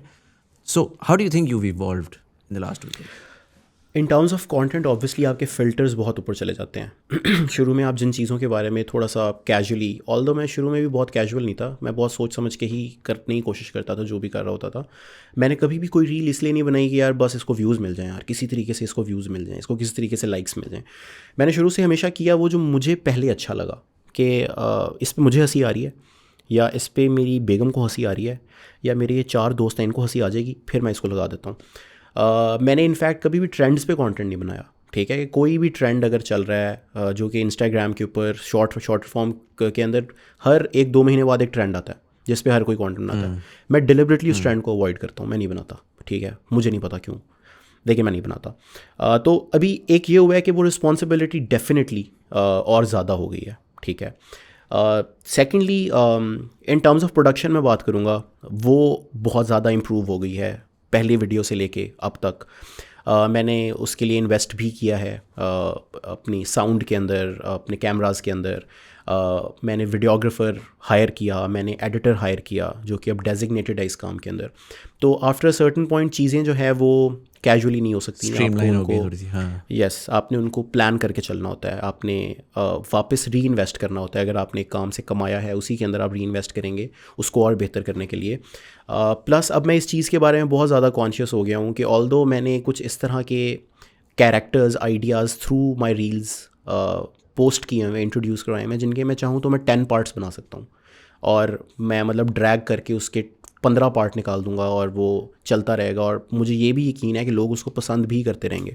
लेकिन अब मेरी कोशिश ये होती है कि मैं बेशक कम पोस्ट कर लूँ, लेकिन मैं जो भी पोस्ट करूँ वो नया हो। ओरिजिनल तो हमेशा से ही कोशिश रही और अल्हम्दुलिल्लाह ओरिजिनल ही रहा, लेकिन नया हो और कोई ऐसी चीज़ हो जो पहले ना हुई हो। तो अब एक तो कंटेंट को लेके जो शुरू में आप वही बात कैजुअल होते हैं कि ठीक है यार बस for the sake of it एक वीडियो आज पोस्ट करनी है तो पोस्ट कर दो कुछ भी, वो सेंटिमेंट ख़त्म हो गया। कम पोस्ट कर लो लेकिन कभी भी क्वालिटी जो है वो आप उसको नीचे ना आने दो। और मेरा लेटली ना ये it is messing with my head बहुत ज़्यादा कि मैं प्रोडक्शन को लेके बहुत ज़्यादा कॉन्शियस हो गया हूँ। और मेरी इसके बारे में कॉन्वर्जेशंस भी हुई हैं कि अब for example if you have seen Sanan's work, Sanan Saleh, he is a creator, सनान साले, ठीक है। अब सनान जितना एफर्ट डालता है, I am actually speaking to him tomorrow as well. हाँ, तो अब सनान जितना एक रील के अंदर हम कोलैबोरेट भी करेंगे अभी कुछ टाइम के अंदर, काफ़ी टाइम से हमारी बात चल रही थी, हो नहीं पा रहा था। खैर, अब सनान एक रील की प्रोडक्शन में जितना एफर्ट डाल रहा है, ठीक है, और जितना काम कर रहा है, तो मैं जब उसकी रील देखता हूँ तो, या फिर हारिस है, अगर ओए हैरी मोहम्मद हारिस, अगर आपने उसका काम देखा है तो मैं उनको देख के यार मैं परेशान हो जाता हूँ कि यार तुम क्या कर रहे हो ब्रो, ये काम देखो कितना फिट है। तो I had a conversation with सनान इसके बारे में एक इवेंट के ऊपर, और मैंने उसे कहा कि यार मैं तो ब्रो परेशान ही हो जाता हूँ तुम्हारा कंटेंट देख के, जितनी फिट तुम्हारी प्रोडक्शन है। उसने कहा मैं आपकी फ्रीक्वेंसी देख के परेशान हो जाता हूँ कि जितनी फ्रीक्वेंसी से आप कंटेंट पोस्ट करते हो, ठीक है, और जो आइडियाज़ आप जितनी फ्रीक्वेंसी से लेके आते हो, तो जो प्रोडक्शन मैं अपनी क्वालिटी इन्हांस करता हूँ that acts as a hurdle कि मैं उतनी फ्रीक्वेंसी से कंटेंट नहीं डाल सकता क्योंकि एक वीडियो के बनने में इतना ज़्यादा टाइम लग जाता है। तो लेकिन मैं बहुत ज़्यादा कॉन्शियस हो गया हूँ प्रोडक्शन के बारे में कि यार वो फिट होनी चाहिए, टॉप नॉच होनी चाहिए, उसमें कोई कॉम्प्रोमाइज़ नहीं होना चाहिए। तो हाँ, पहली वीडियो से लेके आज 300 या 320th वीडियो तक ये फ़र्क तो ज़रूर आया। Make sense. मुझे एक बात बताएं, कंटेंट क्रिएटर्स की ना अनफॉर्चुनेटली एक साइकोलॉजी होती है जो कि मेजॉरिटी लोग नहीं समझ पाते। एक पब्लिक फेसिंग इंडस्ट्री है और पब्लिक फेसिंग इंडस्ट्री जो है ना उसमें it's inherently it's an egocentric industry, right. उसमें आप जितना ज़्यादा लोग आपको अप्रिशिएट करेंगे, जितने ज़्यादा लाइक्स आएंगे, व्यूज़ आएंगे, वो मेट्रिक बन जाते हैं, वो स्टैंडर्डाइज हो जाते हैं। And then you begin to get addicted to benchmarks, right? कि मुझे तो इतने व्यूज़ आते हैं तो मेरे इस बार क्यों नहीं आ रहे, मेरे इतने लाइक्स आते हैं तो मुझे इस बार क्यों नहीं आ रहे। And in my opinion, and I've started doing this in 2010. I did comedy skits and then I did a bunch of other things and I've seen the highs and the lows and the highs again and the lows again, and अब वो ना आप cycles enough times देख के आपको थोड़ा सा comfort आ जाती है। But I've also seen throughout this journey a lot of different people have come in at different times. जब फर्स्ट टाइम आप ब्लो अप करते हैं और आपका पीक हिट कर रहा होता है तो it is very very easy, चाहे, और अच्छे ख़ानदानों के अच्छे पेरेंट्स हमेशा बताते हैं कि बेटा जो भी है अल्लाह ताला का शुक्र करना है और सर नीचा रखना है और हम्बल रहना है। जब आपको सुबह शाम लोग आके बोल रहे होते हैं ना किंग सर आप तो बड़ा ये बिग फ़ैन, आप बाहर जाते हैं, लोग तस्वीरें खिंचवाते हैं, सब कॉन्शियसली वो आपके अंदर एम्बेड हो रहा होता है। Obviously it's a lot of fun, it's very exciting. आपको लोग रिकग्नाइज़ करते हैं पहली दफ़ा, आपको इतनी तारीफ़ हो रही होती है, आप मीडिया पे जाते हैं वगैरह वगैरह।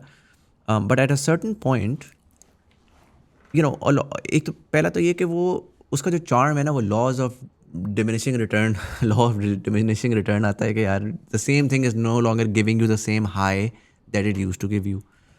दूसरा मसला ये होता है कि आपके बेंचमार्क्स होते हैं और एक सर्टन पॉइंट के बाद ना वो बेंचमार्क्स इतना different, I mean it doesn't really matter now if you done 10 million के वो 12 मिलियन हो जाए या वो 8 मिलियन हो जाए, like what's next, right? And more often than not social media एक ऐसी स्पेस है जहाँ पर एटलीस्ट जो मैंने आपकी पर्सनैलिटी देखी है, आप जैसा बंदा जो है ना वो ये नहीं कर सकता कि यार ये मैंने एक धंधा निकाल लिया है बस इसको चलाई जाओ, 4-5 साल निचोड़ो, पैसे कमाओ, आगे निकल जाओ. You didn't get into all of this for this purpose.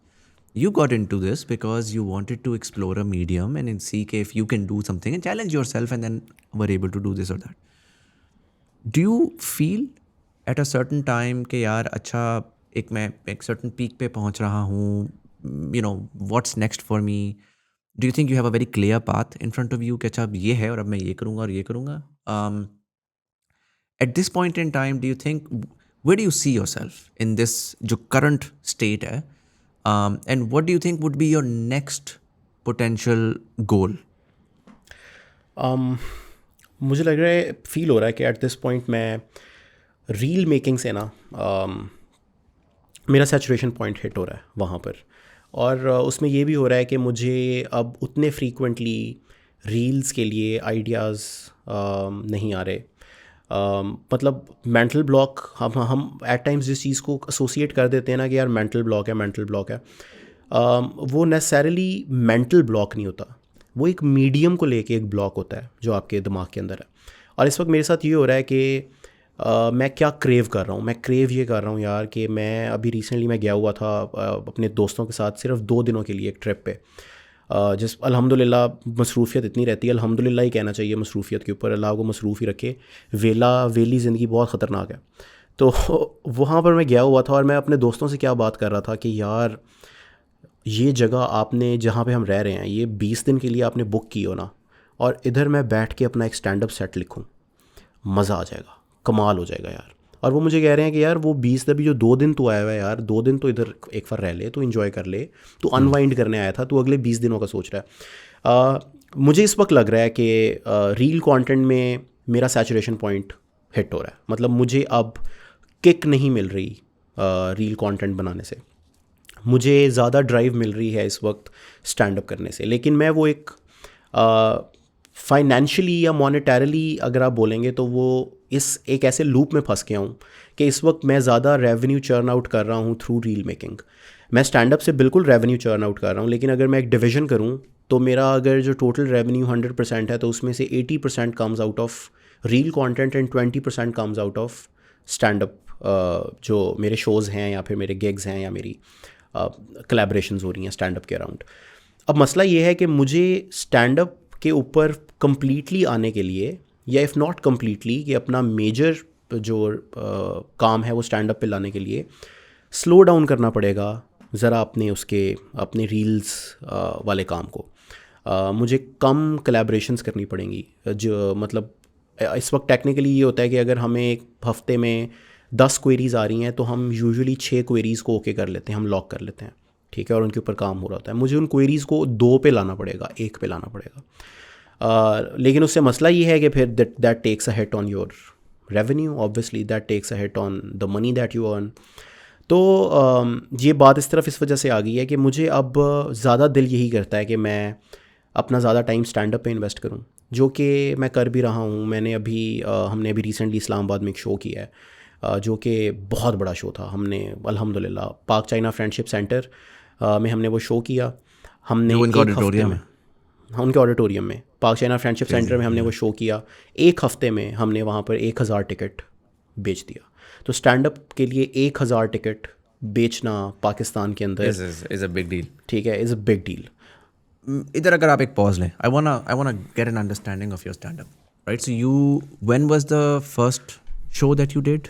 Where did this come from? Did you, I mean, there are 100 people who are making reels, and this is what I actually wanted to sort of discuss with you in detail as well. दयान से भी मेरी उस दिन इस बारे में बात हुई कि बहुत एकदम से ना ये ऐसे लोग जिनके अंदर टैलेंट भी है और जिनके पास पुल भी है, वो इसके अंदर आ रहे हैं. और मेरे हिसाब से ना, I thrive in identifying trends. मुझे वो मुझे वो स्टार्ट नज़र आ रहा है of that upward trend that's gonna take a while to really mainstream itself, but I can now see एक positive real impact in this space. And it's not just one person doing it, it's a bunch of people who are now beginning to build the ecosystem. I'm curious, how did this start for you? Did you go and see someone stand up? या बस आपने सोचा कि यार you know what, debates करते थे, comedy कर रहे हैं, मिक्स करते हैं और देखते हैं कि स्टेज पे क्या हो सकता है? मैंने स्टैंड अप कंज्यूम बहुत किया हुआ था बहुत कंज्यूम किया हुआ था, ठीक है. So talking of Indian stand up comics के अभिषेक उपमन्यु का, जाकिर का, बसी का, इनके जितना कंटेंट इंटरनेट के ऊपर पड़ा हुआ था मैंने वो सब कुछ कंज्यूम कर दिया हुआ था. उसके अलावा रसल पीटर्स के शोज़, लुई सीके के शोज़, ठीक है. मतलब आज के कॉमिक्स से आप पूछेंगे उसने लुई सीके का कोई शो देखा हुआ है तो वो शायद कहेगा कि नहीं देखा हुआ, ठीक है. लुई सीके के शोज़ देखे हुए थे. फिर जिमी कार, जिम कैरी, इनके शोज़ मैंने बहुत देखे हुए थे और स्टैंड अप बहुत कंज्यूम किया हुआ था. तो मुझे हमेशा से एक शौक़ था इस मीडियम को एक्सप्लोर करने का. तो हुआ ये कि 2023 की बात ही है ये. मेरे कुछ जानने वाले लड़के थे गवर्नमेंट कॉलेज के, वो लोग यहाँ पर एक कॉमेडी प्लेटफॉर्म रन कर रहे थे मज़ा नगरी के नाम से. तो उन्होंने मुझे कहा कि हम लोग एक को वर्किंग स्पेस के अंदर एक छोटा सा शो कर रहे हैं, तो would you be interested in performing. तो मैंने कहा यार कर तो सकते हैं वैसे. मैंने कहा कितना स्लॉट होगा? उसने कहा आपकी मर्ज़ी है लेकिन 15-20 मिनट आप देख लें. मैंने कहा यार ठीक है मैं करूँगा, ठीक है. I wanted to test my waters के देखते हैं स्टैंड अप में क्या सीन है. अच्छा, मैंने एक 20 मिनट का सेट लिखा रैंडम सा और मैं वहाँ पर चला गया और वहाँ पर कोई 70-80 लोग होंगे ऑडियंस में. मैंने वो सेट परफॉर्म किया. मेरा सेट सबसे अच्छा गया out of all the comics. और वहाँ पर जो और लोग परफॉर्म कर रहे थे वो लोग अपेरेंटली 2-2 साल से 3-3 साल से स्टैंड अप ऑलरेडी कर रहे थे. ऑल्सो जो आपने पहले बात की, मुझे ये वाला एक एज था कि I use to be a public speaker, क्योंकि तो मुझे ये वाला कंफर्ट, स्टेज के ऊपर कंफर्ट, ऑडियंस के साथ कंफर्ट, वो हमेशा से था. मुझे उसका प्रॉब्लम नहीं था. जो लोगों का एक बहुत बेसिक हर्डल होता है शुरू में कि उसको कैसे ओवरकम करना है, कि हम लिख तो लेंगे, हम अच्छे जोक्स लिख लेंगे, लेकिन इस चीज़ को कैसे ओवरकम करें यार, ठीक है. हम कॉन्फिडेंस एंड डिलीवरी जो है वहाँ पे मिस कर जाते हैं. मेरा वो प्रॉब्लम सॉर्टेड था. तो वहाँ पर मैंने परफॉर्म किया, वो बहुत अच्छा गया. वहाँ से मैंने कहा कि नहीं यार ये चीज़ हो सकती है, ये फिट चीज़ है.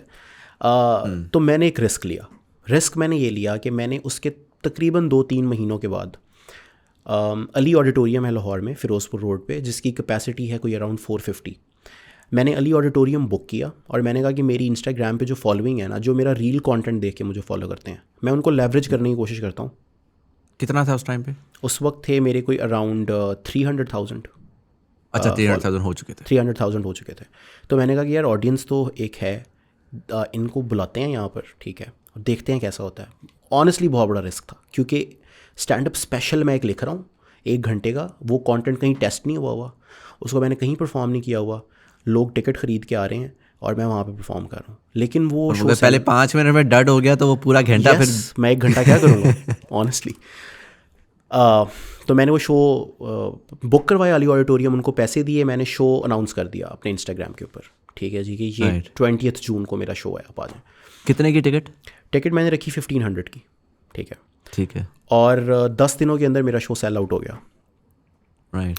मैंने कहा ठीक है यार, शायद सेल आउट हुआ तो मैं खुश हुआ, लेकिन पैक हो गई. मैंने कहा यार अब लोग तो हैं आगे बैठे हैं, और मेरा सेट भी पूरा तैयार नहीं था. शो में रहते थे 2 हफ्ते, मैंने 2 हफ्ते लगा के अपना पूरा सेट तैयार किया. उस सेट का नाम था कोल्ड शोल्डर. मैंने वो सेट परफॉर्म किया. बाय द वे वो सेट बहुत बुरा प्रोड्यूस हुआ था, मतलब इन टर्म्स ऑफ रिकॉर्डिंग बहुत बुरी रिकॉर्डिंग हुई उसकी. उसका ऑडियो बिल्कुल ख़राब हो गया हमारा. उसका ऑडियो इतना ख़राब था कि जुल्फ़ी भाई वॉज अटेंडिंग दैट शो, ठीक है. और शो के बाद मैंने उसकी एक आधी रील लगाई तो जुल्फ़ी भाई ने मुझे कहा कि यार ये क्या फजूल ऑडियो के साथ तुम रील्स लगाई जा रहे हो, वो इतना अच्छा शो है, उसको तरीके से लगाओ. मैंने कहा जुल्फ़ी भाई, वो जो मिक्सर वाला बंदा था ना, उसने मिक्सर में ऑडियो रिकॉर्ड ही नहीं किया, तो हमारे पास ये सीधा माइक का ऑडियो आया हुआ है.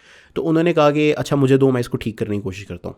मैंने वो ऑडियो फाइल उनको भेजी with all the equipment in the world that he has, क्योंकि वो कोक स्टूडियो का प्रोड्यूसर है बंदा. उनसे वो ठीक नहीं हुआ इतना बुरा था.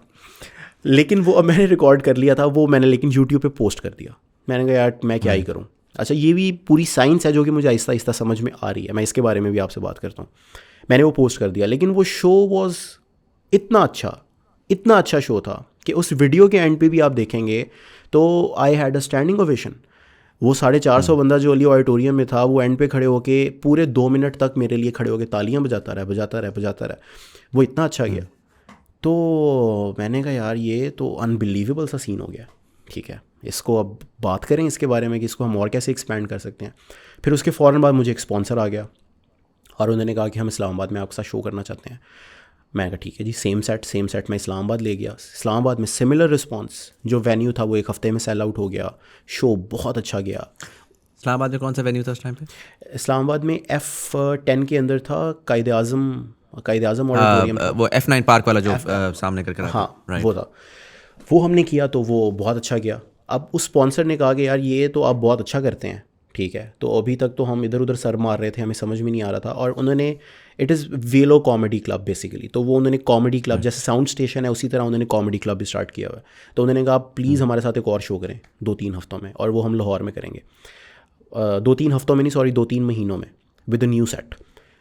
मैंने कहा ठीक है कर लेते हैं। मैंने नया सेट लिखना शुरू कर दिया। हमने अलहमरा हॉल 1 बुक कर दिया, ठीक है। अब अलहमरा हॉल 1 जो है वो लाहौर का सबसे आइकॉनिक वेन्यू है और सबसे बड़े वेन्यूज़ में से एक है।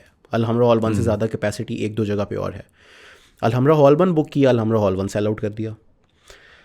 शो परफॉर्म किया, वो शो भी बहुत अच्छा गया। उसी शो को दोबारा फिर एक और दफ़ा परफॉर्म किया। अब उसी शो को मैंने रिसेंटली इस्लामाबाद में परफॉर्म किया, स्मॉल टॉक को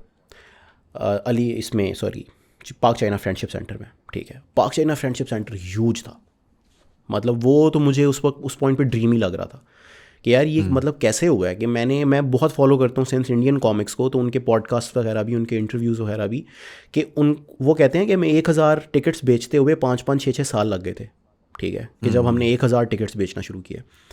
तो मुझे वो बहुत ड्रीमी लगा उस पॉइंट पे यार कि ये कैसे हो गया। लेकिन वो ऑब्वियसली फ़ायदा मुझे ये था कि मैं कंटेंट क्रिएट कर रहा था पहले रील्स वाला, उसकी वजह से लोग मुझे ऑलरेडी देख रहे थे।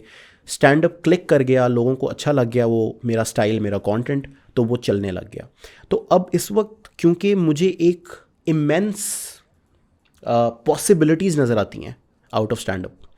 हम दुबई में शो करने जा रहे हैं अक्टूबर में, जो सेम कंपनी जिनके साथ हम दुबई में शो कर रहे हैं, वो लोग हमें पिच कर रहे हैं कि हम रियाद में, इस्तांबुल में और लंदन में आपके शोज़ रखना चाहते हैं नेक्स्ट ईयर के स्टार्ट में। हमें रिसेंटली ऑस्ट्रेलिया से क्वेरी आई है for 3 shows in Sydney, Melbourne और एडिलेड। फिर हमें आयरलैंड से 2 शोज़ की क्वेरीज आई हैं। तो हो ये रहा है कि जब आपको एक इन्फिनिट वर्ल्ड ऑफ पॉसिबिलिटीज़ नज़र आने लग गई है ना उसके अंदर से, तो आपका फिर दिल करता है यार कि सब कुछ छोड़ दो और इस क्राफ्ट पे इन्वेस्ट करो, अपना टाइम भी, अपनी एनर्जी भी, अपना कंटेंट भी। तो वही वाली बात है ना कि शॉर्ट टर्म मनी गेन को लॉन्ग टर्म ब्रांड बिल्डिंग में कन्वर्ट करो और अपने पैशन को एक्सप्लोर करो, बजाय इसके कि जो आपने इनिशियली बात की कि भाई 80-20 वाले रूल के अंदर मैं क्या करूँ। यस तो मुझे अभी शायद हिट लेनी पड़ेगी थोड़ी सी अपने रेवेन्यू के ऊपर इन द शॉर्टर रन, लेकिन वो मुझे लगता है ज़रूरी है।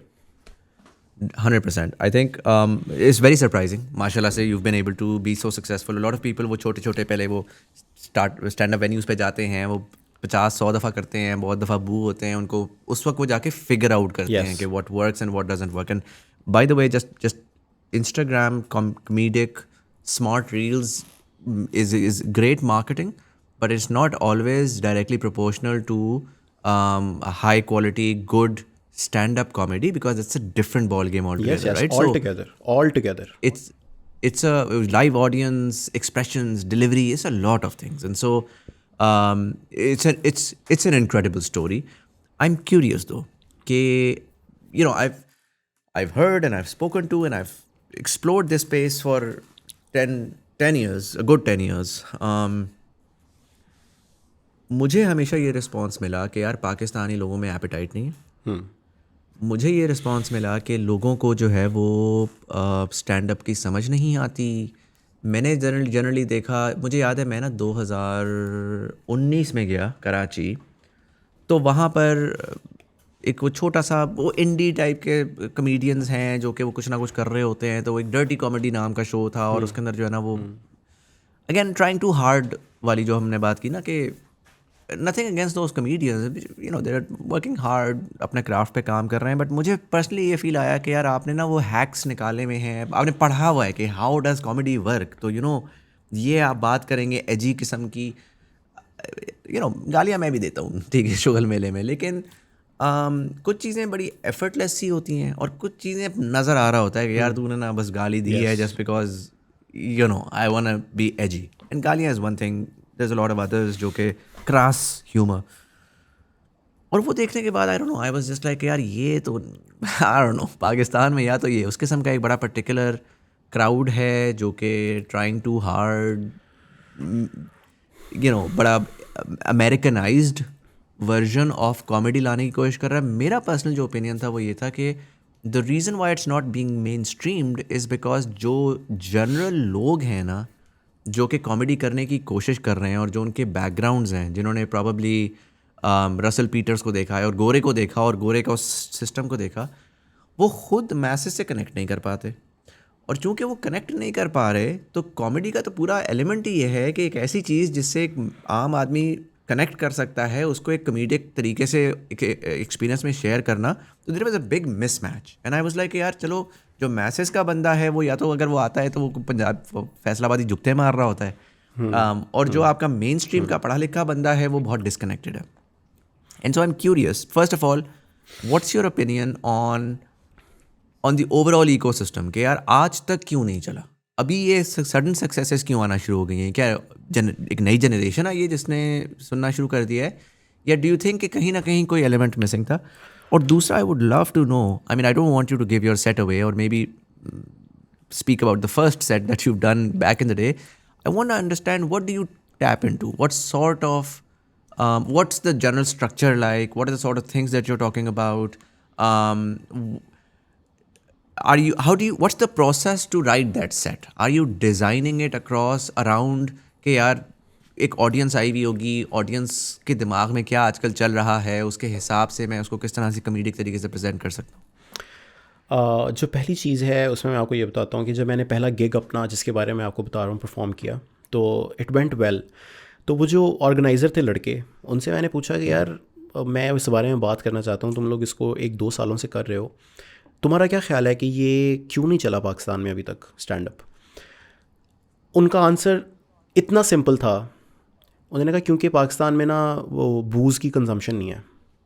तो पूरी दुनिया में जो कॉमेडी क्लब्स होते हैं ना वो थ्राइव ही बूज़ के ऊपर करते हैं.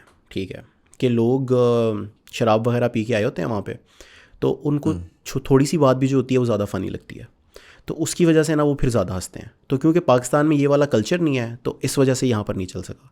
और मैंने कहा इंडिया में भी, उन्होंने कहा तो इंडिया में भी देखें ऐसे ही है कि लोग पी पिला के आते हैं शोज़ के अंदर और वो जो है वो इतना अच्छा. मैंने कहा यार देखो, पी पिला के आने से लाइव फीडबैक जो है एक आर्टिस्ट का वो अच्छा हो जाता है. लेकिन एक बंदा यूट्यूब वीडियो पे या प्राइम पे या नेटफ्लिक्स पे किसी का स्पेशल देख रहा है बैठ के, तो वो पी के तो नहीं देख रहा, वो तो उसको सोबर होके देख रहा है ना, और वो वहीं पर उसके क्राफ्ट को एज इट इज़ ही अप्रिशिएट कर रहा है. तो मुझे लगता है कि प्रॉब्लम तो क्राफ्ट में लाया करता है. ठीक है, प्रॉब्लम इस चीज़ में लाई नहीं करता कि ऑडियंस का क्या मसला है. मुझे लगता है कि अभी तक जो लोग ये कर रहे थे वो लोग बहुत ज़्यादा ना इस चीज़ को डाल रहे थे ऑडियंस के ऊपर कि नहीं ऑडियंस रेडी नहीं है और ऑडियंस आती नहीं है सुनने के लिए, और ऑडियंस जो है उनका अभी जोक्स को अप्रिशिएट करने का वो कैलिबर नहीं है. मैंने इसको देखें पहले दिन से एज अ बिज़नेस देखा है.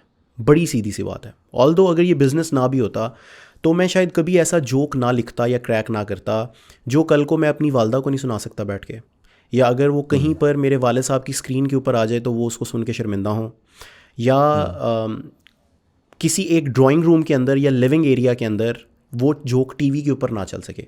मैं वैसे भी ऐसा जोक ना करता. ठीक है, लेकिन कारोबारी हिसाब से भी अगर आप इसको देखें, इन टर्म्स ऑफ प्योर बिजनेस भी अगर आप इसको देखें, तो डजंट मेक सेंस यार कि मैं गालियाँ दूँ या मैं एजी कॉमेडी करूँ.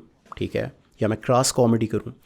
The other day I was talking to Wase Chaudhry. Wase भाई से मेरी ऑन एंड ऑफ बात हो जाती होती है और काफ़ी कुछ मैं उनसे डिस्कस कर लेता हूँ जब मुझे कुछ करना होता है.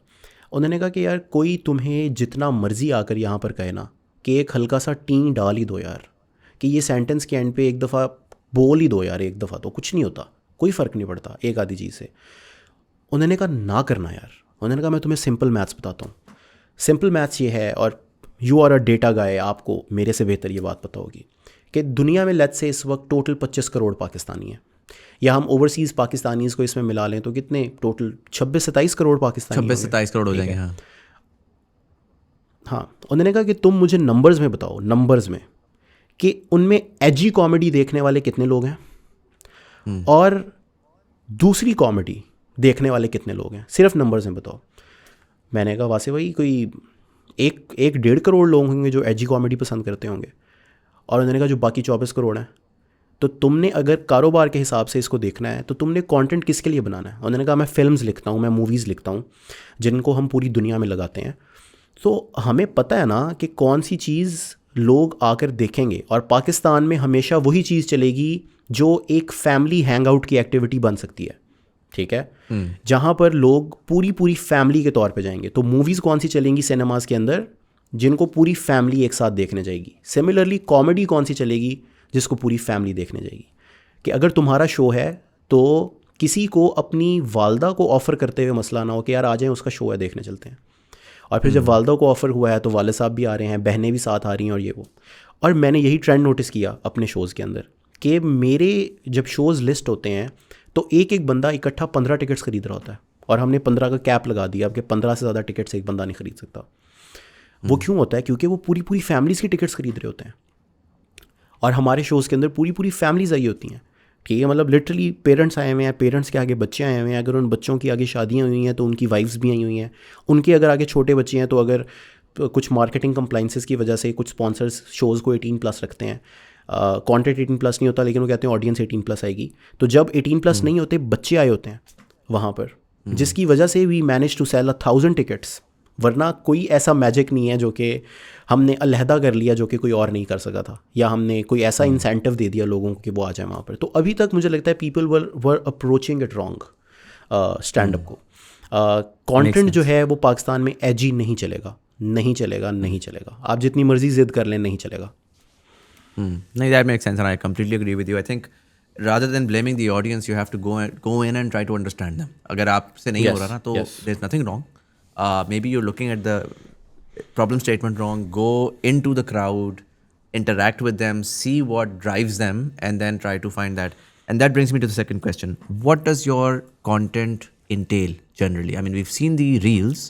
Are you mentioned earlier आपने एक बात कर रहे थे, उसको मैंने कीवर्ड लिखा था यहाँ पे, ह्यूमनाइजेशन का, right? So I can see a particular element जब आपने वो बात बोली कि यार वालिद साहब जो हैं वो 65 years of experience versus this. तो this is a very particular skill that not a lot of people have, where you can empathize and humanize every individual, चाहे आप उससे agree करें या disagree करें, and you can contextualize कि यार ये जो भी कर रहा है ना, ये बंदा आके मुझे गालियाँ भी दे रहा है ना, तो यार इसके साथ प्रॉबली ये हुआ होगा, ये इसके साथ बचपन में ना इसका यूं पड़ी होगी तो इसका, and that's a blessing and a curse. It's a curse because ignorant आदमी होता है, वो अपना गुस्सा निकालता है, आगे निकल जाता है सोचे समझे बगैर. एक एम्पैथेटिक आदमी जो है ना, वो हर चीज़ में वो गलती उसकी भी होती है तब भी वो उसको कॉन्टेक्चुअलाइज करता है, कहता है यार ठीक है मैं मान गया, स्पेस दे देता है. But it's also a blessing because the way that you do no longer see the world in, like you mentioned earlier, black and white. In fact, I wouldn't even say you see the world in gray. You begin to see it in a myriad of colors, right? Because you can really see कि यार इस बंदे का ये आपको देख के नज़र आ जाता है कि यार this person had a good childhood and has a healthy life and that is showing in his face. This person has gone through something और वो है. And another important thing that happens is you're able to club together people and segments and are able to make these certain patterns के यार अच्छा जो कि आपके content में नज़र आता है कि यार आपने जीनियस क्या है, जीनियस यही है, what uncles do, what this do, what that do. You are able to identify commonalities जो कि लोग जिसके बारे में बात भी नहीं कर रहे होते, लेकिन वो कॉमनैलिटी आती है और पता लगता है जी 10 लाख लोग जो हैं वो एग्री कर रहे हैं कि यार ये तो हमारे साथ भी होता है. सो in that context I can see that you have that ability. How much of that is reflected in your shows? जो मेरा पहला सेट था स्टैंड अप का, it's name was cold shoulder, ठीक है. और कोल्ड शोल्डर वो क्यों था? क्योंकि उसका थीम ये था कि मुझे कैसे ज़िंदगी में कोल्ड शोल्डर्स मिले, ठीक है. It started from my own house hold कि जहाँ पर although I was very pampered by virtue of being the only son for 9 years, क्योंकि उसके बाद मेरा दूसरा भाई पैदा हुआ. लेकिन जो एक रिलेशनशिप होता है बेटे और बाप का हमारे टिपिकल हाउस होल्ड्स के अंदर, उसके अंदर एक बड़ा डिस्टेंस होता है और आप बहुत ज़्यादा करीब नहीं होते, आप बहुत ज़्यादा खुल के एक्सप्रेस नहीं करते, आप एक दूसरे को बहुत ज़्यादा प्यार नहीं करते. सो कोल्ड शोल्डर जो था वो स्टार्ट इसी चीज़ से होता है कि कैसे जो है वो मुझे बचपन में कोल्ड शोल्डर मिला. तो मतलब वो उसमें मतलब 2-3 जोक्स, क्योंकि वो तो इंटरनेट पे मैं बता देता हूँ आपको. तो वो ऐसे था कि यार लोग कहते हैं कि यार मुझे ट्रिप पे नहीं भेजते. मेरे बाबा ने तो मुझे बहुत ट्रिप्स पे भेजा है, गिल्ट ट्रिप्स पे, ठीक है. उसके अलावा उसके आगे एक जोक था कि हमारे घर में जो है वो इंडियन मूवीज़ चलती थी, ठीक है. तो इंडियन मूवीज़ जब चलती थी हमारे घर के अंदर, तो उसमें मेरा एक्सपीरियंस आपसे डिफरेंट है, जो आप लाहौर का क्राउड वहाँ पर बैठा हुआ है, कि आप लोग जब जिस एज के अंदर देख रहे थे Harry Potter and the philosopher stone, मेरे घर में उस टाइम दिलवाले दुल्हनियाँ ले जाएंगी चल रही थी. आप जब रात को सोने से पहले अपनी अम्मी से पूछते थे कि ये हैरी के स्कार में से लाइट क्यों निकलती है, तो मैं पूछता था अम्मी आप अपना मंगलसूत्र क्यों नहीं पहनती. तुलसी तो पहनती है, ठीक है, और वो मंगलसूत्र नहीं पहनती थी. तो उन्होंने कहा कि आप इसको छोड़ें, आप पाकिस्तानी ड्रामे देखो यार. तो हमारे घर में पाकिस्तानी ड्रामे चलना शुरू हो गए. और उन्होंने इसलिए कहा कि देखें क्योंकि वो रिलेटेबल होते हैं, वो हकीकत के करीब होते हैं पाकिस्तानी ड्रामे. तो पाकिस्तानी ड्रामे मैंने चला ली. अब उसमें सीन ये था कि उसमें बाप बेटे को हक कर रहा था. मैं कहा ये कौन सी हकीकत है, ये कहाँ पे होता है. और ईद वाला दिन भी नहीं था, सिंपल दिन था, ऐसे पैंट शर्ट में खड़े होकर आपस में हक कर रहे हैं एक दूसरे को, ठीक है. मेरा स्टैंड अप कंटेंट बहुत ज़्यादा निकलता है मेरे अपने एक्सपीरियंस के अंदर से. और मैंने रील्स बना के मल्टीपल टॉपिक्स के ऊपर, मल्टीपल चीज़ों के ऊपर इस चीज़ को समझ लिया था कि एक्सपीरियंसेस आपके यूनिवर्सल हैं. मतलब मैं एट टाइम्स बहुत ही माइन्यूट एक्सपीरियंस के ऊपर कोई एक कॉन्सेप्ट सोचता था, और मैं इल्सा से डिस्कस कर रहा हूँ अपनी वाइफ से कि यार ये देखो ये फिट चीज़ है ना. वो कहती थी कि हाँ ठीक है यार, लेकिन ये तो आपके साथ हुआ है ना, ये बाकियों को रिलेट कैसे करेंगे उसके ऊपर. और उस वीडियो को 5 मिलियन व्यूज़ मिलते थे, उस वीडियो को 4 मिलियन व्यूज़ मिलते थे, और लोग कहते थे कि यार क्या बात है. मतलब एक पॉइंट के ऊपर लोग ये कमेंट करते थे कि हमें लगता है कि ये बंदा हमारे लिविंग रूम में ना कहीं सोफे के पीछे छुप के बैठा होता है, ठीक है, कि इसको कैसे पता है कि मेरा बाप ये बात करता है, इसको कैसे पता है कि मेरी इस बात के रिस्पॉन्स में मेरी अम्मी का ये रिस्पॉन्स होता है, या हमारा ये वाला रिश्तेदार ये बोलता है. तो मैं ज़ाहिर है उनके घर में नहीं हूँ, मैं अपने घर में हूँ, लेकिन देसी जो लिविंग एक्सपीरियंस है ना वो यूनिवर्सल है, ठीक है. आपके वालिद साहब ने आपके साथ जो किया है वो 20 लाख 25-30 लाख और लोगों के वालिद साहब ने वही किया है, ठीक है. उन्होंने ज़िंदगी को ऐसे ही देखा है. तो मेरा स्टैंड अप का कंटेंट बनाने का या ओवरऑल भी कंटेंट बनाने का तरीका ये है कि मैं पहले एक आइडिया को डीकंस्ट्रक्ट करता हूँ अपने लिए, कोशिश करता हूँ कि कोई ह्यूमन बिहेवियर जो है वो किस वजह से इस तरह का है, कोई एक इंसान इस तरीके से एक्ट क्यों करता है. फिर मेरे और बहुत सारे कल्चरल एक्सपीरियंसेस होते हैं. तो मेरा जो कोल्ड शोल्डर सेट है उसके अंदर मेरा एक एक्सपीरियंस अपने स्कूल का बहुत ज़्यादा है कि कैसे झंग के अंदर रहते हुए जो मेरा स्कूल का एक्सपीरियंस था that was very different from a kids experience in Lahore या किसी एक लाहौर के स्कूल के अंदर, और उसने मुझे कैसे शेप किया, ठीक है.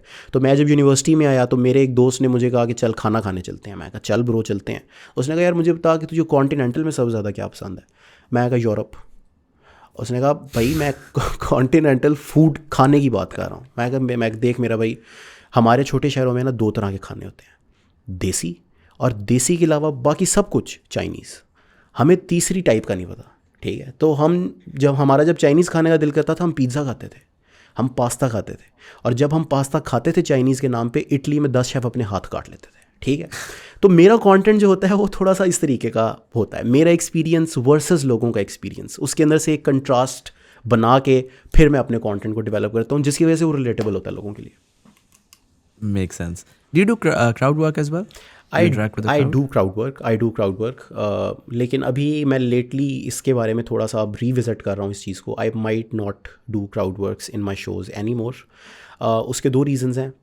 उसका एक रीज़न तो ये है, मेरे साथ दो दफ़ा ऐसे हो चुका हुआ है कि जो आपका स्क्रिप्टेड सेट है, ऐसा नहीं है कि I am bad at crowd work, मैं क्राउड वर्क भी अच्छा कर लेता हूँ, लेकिन क्राउड वर्क के अंदर आपका बहुत सारी चीज़ों के ऊपर कंट्रोल नहीं होता.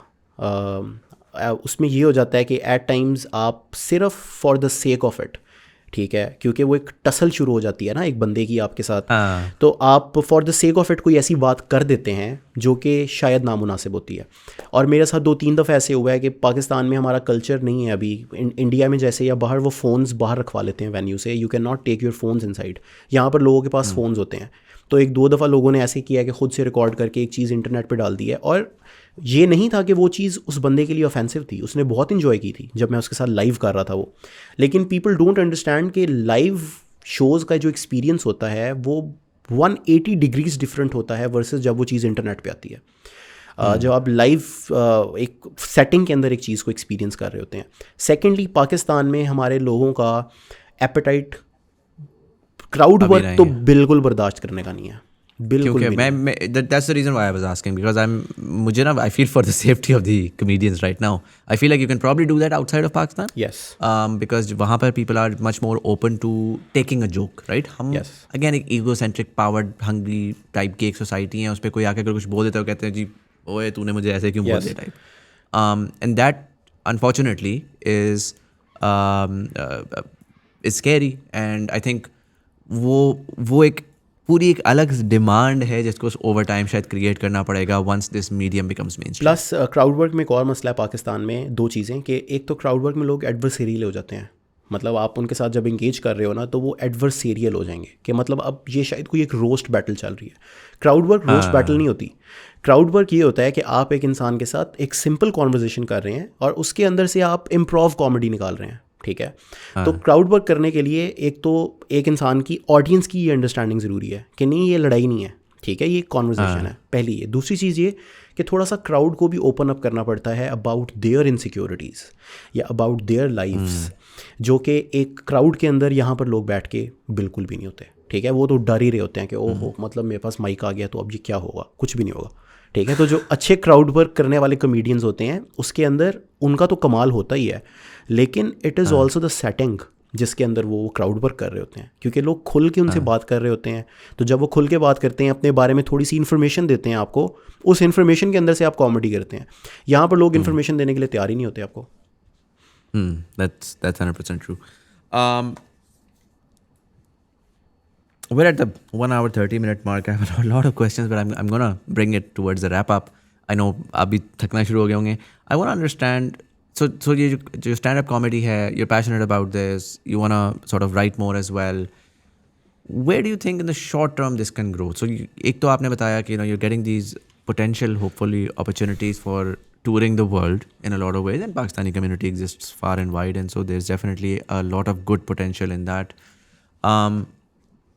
बट उसी के साथ साथ जाहिर है कि lot of people than imagine के नेटफ्लिक्स पे स्पेशल्स भी हैं, और उसका स्टैंड अप का ना फिर एक पूरा इको सिस्टम है, जो कि मैं दयान को भी यही बात कर रहा था कि हमारा पाकिस्तान में एक अलमिया ये है कि for a lot of people who are new to a certain thing, उनको ना पूरा खुद ही फिगर आउट करना पड़ता है। फिर उन्होंने आपने अलहमरा भी मतलब वो इवेंट वेन्यू भी खुद बुक करना है, तो उसके ऊपर आपने बंदे भी खुद खड़े करने हैं, तो वो सारा का सारा फिर अब आज आप जा रहे हैं तो अब आपने उसकी मार्केटिंग भी मैनेज करनी है, आपने कल को so on and so forth. And obviously that begins to do is that takes a toll on you, because you're working on the operation so much कि you're not really focused on your craft. And so I am curious कि जाहिर है अब आपने इस ecosystem को build करना है। आपने क्राउड वर्क का भी मैंने इस वजह से पूछा बिकॉज सेट्स तो आप सारे के सारे नहीं डाल सकते, आपने एक सेट बनाना है, वो आपने मल्टीपल जगहों पे करना है। तो जनरली क्राउड वर्क लोग यूज़ करते हैं to actually keep the frequency of the content। हाँ, वो मार्केटिंग उस पर होती है और फिर लोग आते हैं और आके एक्चुअल सेट को देखते हैं। इस वक्त आप क्या देख रहे हैं, मतलब ओवरऑल के अच्छा ठीक है मैंने सिर्फ और सिर्फ बस ये शोज़ करते जाना है और साथ साथ रीलें बनाना है, या मैंने शोज़ करने हैं लेकिन उसको प्रोडक्शन प्रॉपर करके उसके अंदर से कुछ चीज़ें निकाल के उसको प्रॉपर मार्केट करना है, और फिर मैंने what's the plan right now, बेशक प्रॉपर नहीं बट इन अ ढांचा फॉर्म। नहीं, वो मेरे जहन में बिल्कुल एक उसका ढांचा है जिसके ऊपर मैं अमल करने की कोशिश में लगा हुआ हूँ लेकिन मुश्किल पेश आ रही है उसके अंदर। सो पाकिस्तान में स्टैंड अप अभी तक इंडिया की तरह लेट्स से अगर हम उनको एक एग्जांपल लेते हैं, ग्रो ना करने की एक बहुत बड़ी वजह ये भी थी कि ठीक है आप जैसा भी कंटेंट कर रहे हैं लेकिन वो आप जो कुछ भी कर रहे हैं वो इंटरनेट पे नहीं है, ठीक है। सो कराची में तो एक ये मॉडर्न स्टैंड अप का एक बहुत पुराना कल्चर है, मतलब पिछले 8-10 सालों से वहाँ पर लोग कर रहे हैं, लेकिन आप किसी का भी देखें तो इंटरनेट पे किसी की वीडियो नहीं पड़ी, ठीक है, कि लेट्स से एक्स कमेडियन है, आपको पता है कि ये स्टैंड अप कमेडियन है, आप यूट्यूब पे जाके लिखें कि यार उसका स्टैंड अप कॉमेडी शो, आपके पास शायद एक वीडियो आ जाएगी और वो वीडियो भी बैडली प्रोड्यूस्ड होगी, ठीक है। उस वीडियो में वो एक कैमरे से सामने रख के रिकॉर्ड हुई होगी, उसके अंदर साउंड प्रॉपर नहीं हुआ होगा। इंडियंस ने ना सिर्फ ये कि उन्होंने कंटेंट की गेम को एस किया when it came to stand up, उन्होंने उसकी प्रोडक्शन की गेम को भी एस किया, ठीक है। तो उन लोगों ने अपने स्टैंड अप कंटेंट को प्रॉपर इक्विपमेंट के साथ, प्रॉपर प्रोडक्शन सेटअप्स के साथ रिकॉर्ड करना शुरू किया, ठीक है। तो एक अच्छा स्टैंड अप शो रिकॉर्ड करने के लिए यू नीड 6 कैमराज, ठीक है। You need a sound setup जिसके अंदर थ्रू आउट एक साउंड इंजीनियर बैठा होगा। मुझे पहले शो में ये भी नहीं पता था कि मुझे एक साउंड इंजीनियर चाहिए पूरे शो के अंदर जो कि मेरा साउंड देखता रहे। मुझे था कि अच्छा हाँ बस ठीक है, हो गया। और उसकी बहुत बड़ी वजह ये थी कि वेन्यू खुद बुक कर रहे हो, टिकट सेल्स आप खुद देख रहे हो, फिर उसके बाद आप अपना शो खुद तैयार कर रहे हो, ठीक है। तो ये वाली इतनी माइन्यूट डिटेल्स की तरफ आपका दिमाग ही नहीं जाता ऑल दिस वाइल। लेकिन आहिस्ता आहिस्ता ये चीज़ मुझे समझ में आ रही है। तो मेरा पहला प्लान क्या है? पहला प्लान तो ये है कि अब जो ये मैं इस वक्त सेट लेके चल रहा हूँ स्मॉल टॉक, इस सेट को जो मैंने अभी इस्लामाबाद में किया था इसको मैं अब कराची में करूँगा। कराची के बाद मैं इसको लाहौर में करूँगा। लाहौर में मैं इस सेट को रिकॉर्ड कर लूँगा, ठीक है। और मैं इसको प्रॉपरली जैसे एक स्टैंड अप का सेट ग्लोबली रिकॉर्ड होता है, मैं उसको उसी स्टैंडर्ड के ऊपर रिकॉर्ड करूँगा। मैंने उसकी कॉस्टिंग वगैरह सब कुछ की हुई है। I am willing to spend that amount of money. और वो मैंने पॉकेट से नहीं करनी, मैंने अपनी उसी टिकट के गेट मनी से वो पैसे निकाल के वापस अपनी प्रोडक्शन के ऊपर लगा देने हैं। फिर इसी शो को मैंने दुबई में परफॉर्म करना है। वो प्रोडक्शन आप खुद मैनेज करेंगे या आर यू गिविंग नहीं, आई वुड रिकमेंड कि आप मैं आउटसोर्स करूँगा। मैं जिनका टोटल काम ये हो कि उस दिन जो है ना वो फोकस्ड हो इस चीज़ के ऊपर। जी, तो मैंने वो प्रोडक्शन आउटसोर्स कर देनी है, ठीक है। मतलब उनको मैंने बैठ के उनको ब्रीफ करना है, उनके साथ मीटिंग्स करनी है, जिससे मैंने उनको समझाना है कि रेफरेंस के तौर पे मुझे इस तरह की वीडियो चाहिए आउट ऑफ दिस, वो बनाना उनका काम है, ठीक है। बल्कि इंडियन कॉमिक्स तो इनफैक्ट एक शो को 5-6 दफ़ा रिकॉर्ड करते हैं और उसके अंदर से फिर वो एक रिकॉर्डिंग पिक करते हैं कि इसको हम इंटरनेट पे लगाएंगे। वो इतना ज़्यादा उसमें चल रहे होते हैं, डेप्थ में उसको लेके चल रहे होते हैं। तो एक प्रॉब्लम जो बहुत बड़ा है, इंटरनेट के ऊपर कंटेंट आना ज़रूरी है, यूट्यूब के ऊपर हमारे सेट्स आना ज़रूरी हैं, ठीक है। बेशक पूरा सेट ना भी हो, 10 मिनट की वीडियो, 12 मिनट की वीडियो, 15 मिनट की वीडियो, वो इंटरनेट पे आनी चाहिए।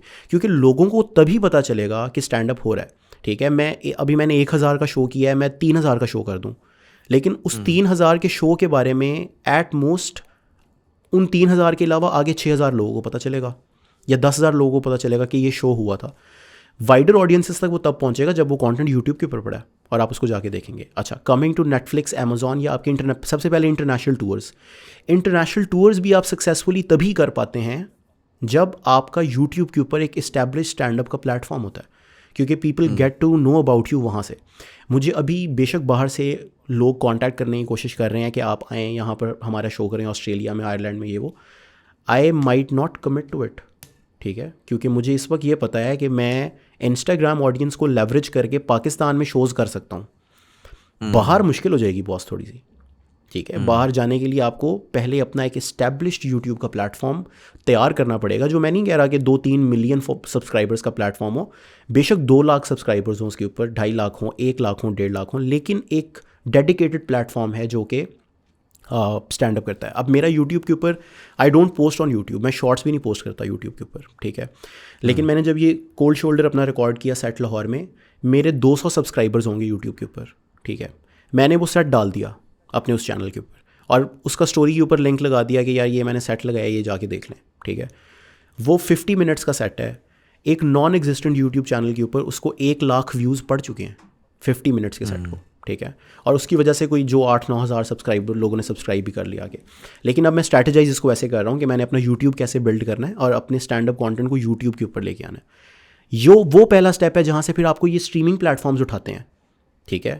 वो 2 चीज़ें देखते हैं, आपका कंटेंट किस तरीके का है और मोस्ट इंपॉर्टेंटली आपका पुल कितना ज़्यादा है। तो नेटफ्लिक्स ने अगर अब्बास बुखारी का स्पेशल नेटफ्लिक्स के ऊपर लेकर आना है तो उसको पहले पता तो होना चाहिए ना यार कि अब्बास बुखारी नाम का कोई बंदा है जो कि स्टैंड अप कर रहा है, और उसके बाद उसको पता चलेगा कि वो कितना क्राउड पुल करता है, बी उसका कंटेंट किस तरीके का है। तो मुझे लगता है कि अब जितनी ज़्यादा व्यूअरशिप नेटफ्लिक्स और प्राइम पे पाकिस्तानियों की हो चुकी है, the other day I was reading a stat जो कि सोशल मीडिया पे चल रहा था कि अपेरेंटली जो नेटफ्लिक्स व्यूअर्स की लाइब्रेरी है उसमें पाकिस्तानियों ने एक्सीड कर लिया इंडियंस को, which was hard to believe कि ये कैसे हुआ है। लेकिन मैं इस तरह की एक चीज़ पढ़ रहा था। लेकिन अब बहुत ज़्यादा पाकिस्तानी है नेटफ्लिक्स के ऊपर, बहुत ज़्यादा प्राइम पे हैं पाकिस्तानी, तो उनके पास एक इंसेंटिव तो है कि कोई पाकिस्तानी आर्टिस्ट अच्छा हो तो उसको आप ले लें। और फिर अगेन हमारे केस में साउथ एशिया में, सब कॉन्टिनेंट में सिर्फ पाकिस्तानियों ने तो नहीं देखना, एक पाकिस्तानी आर्टिस्ट को इंडियंस भी देखेंगे और वो वहाँ तक भी उनका कंटेंट जाएगा।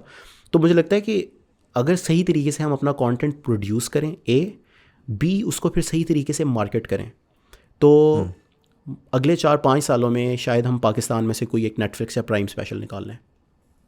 Make sense. मुझे ये बताएं कि while you're doing this, are you beginning to see other potential talents जिनको आपको देख के लगता है आप इस सर्किट में हैं तो आपको मिल रहे होंगे, और कभी कभार वो लोग हैं जो ओपन कर रहे होते हैं या ग्रुप वो होता है, are there any names that you would be like, yeah, you know what, these guys are doing good work and I think I see potential in them growing big as well?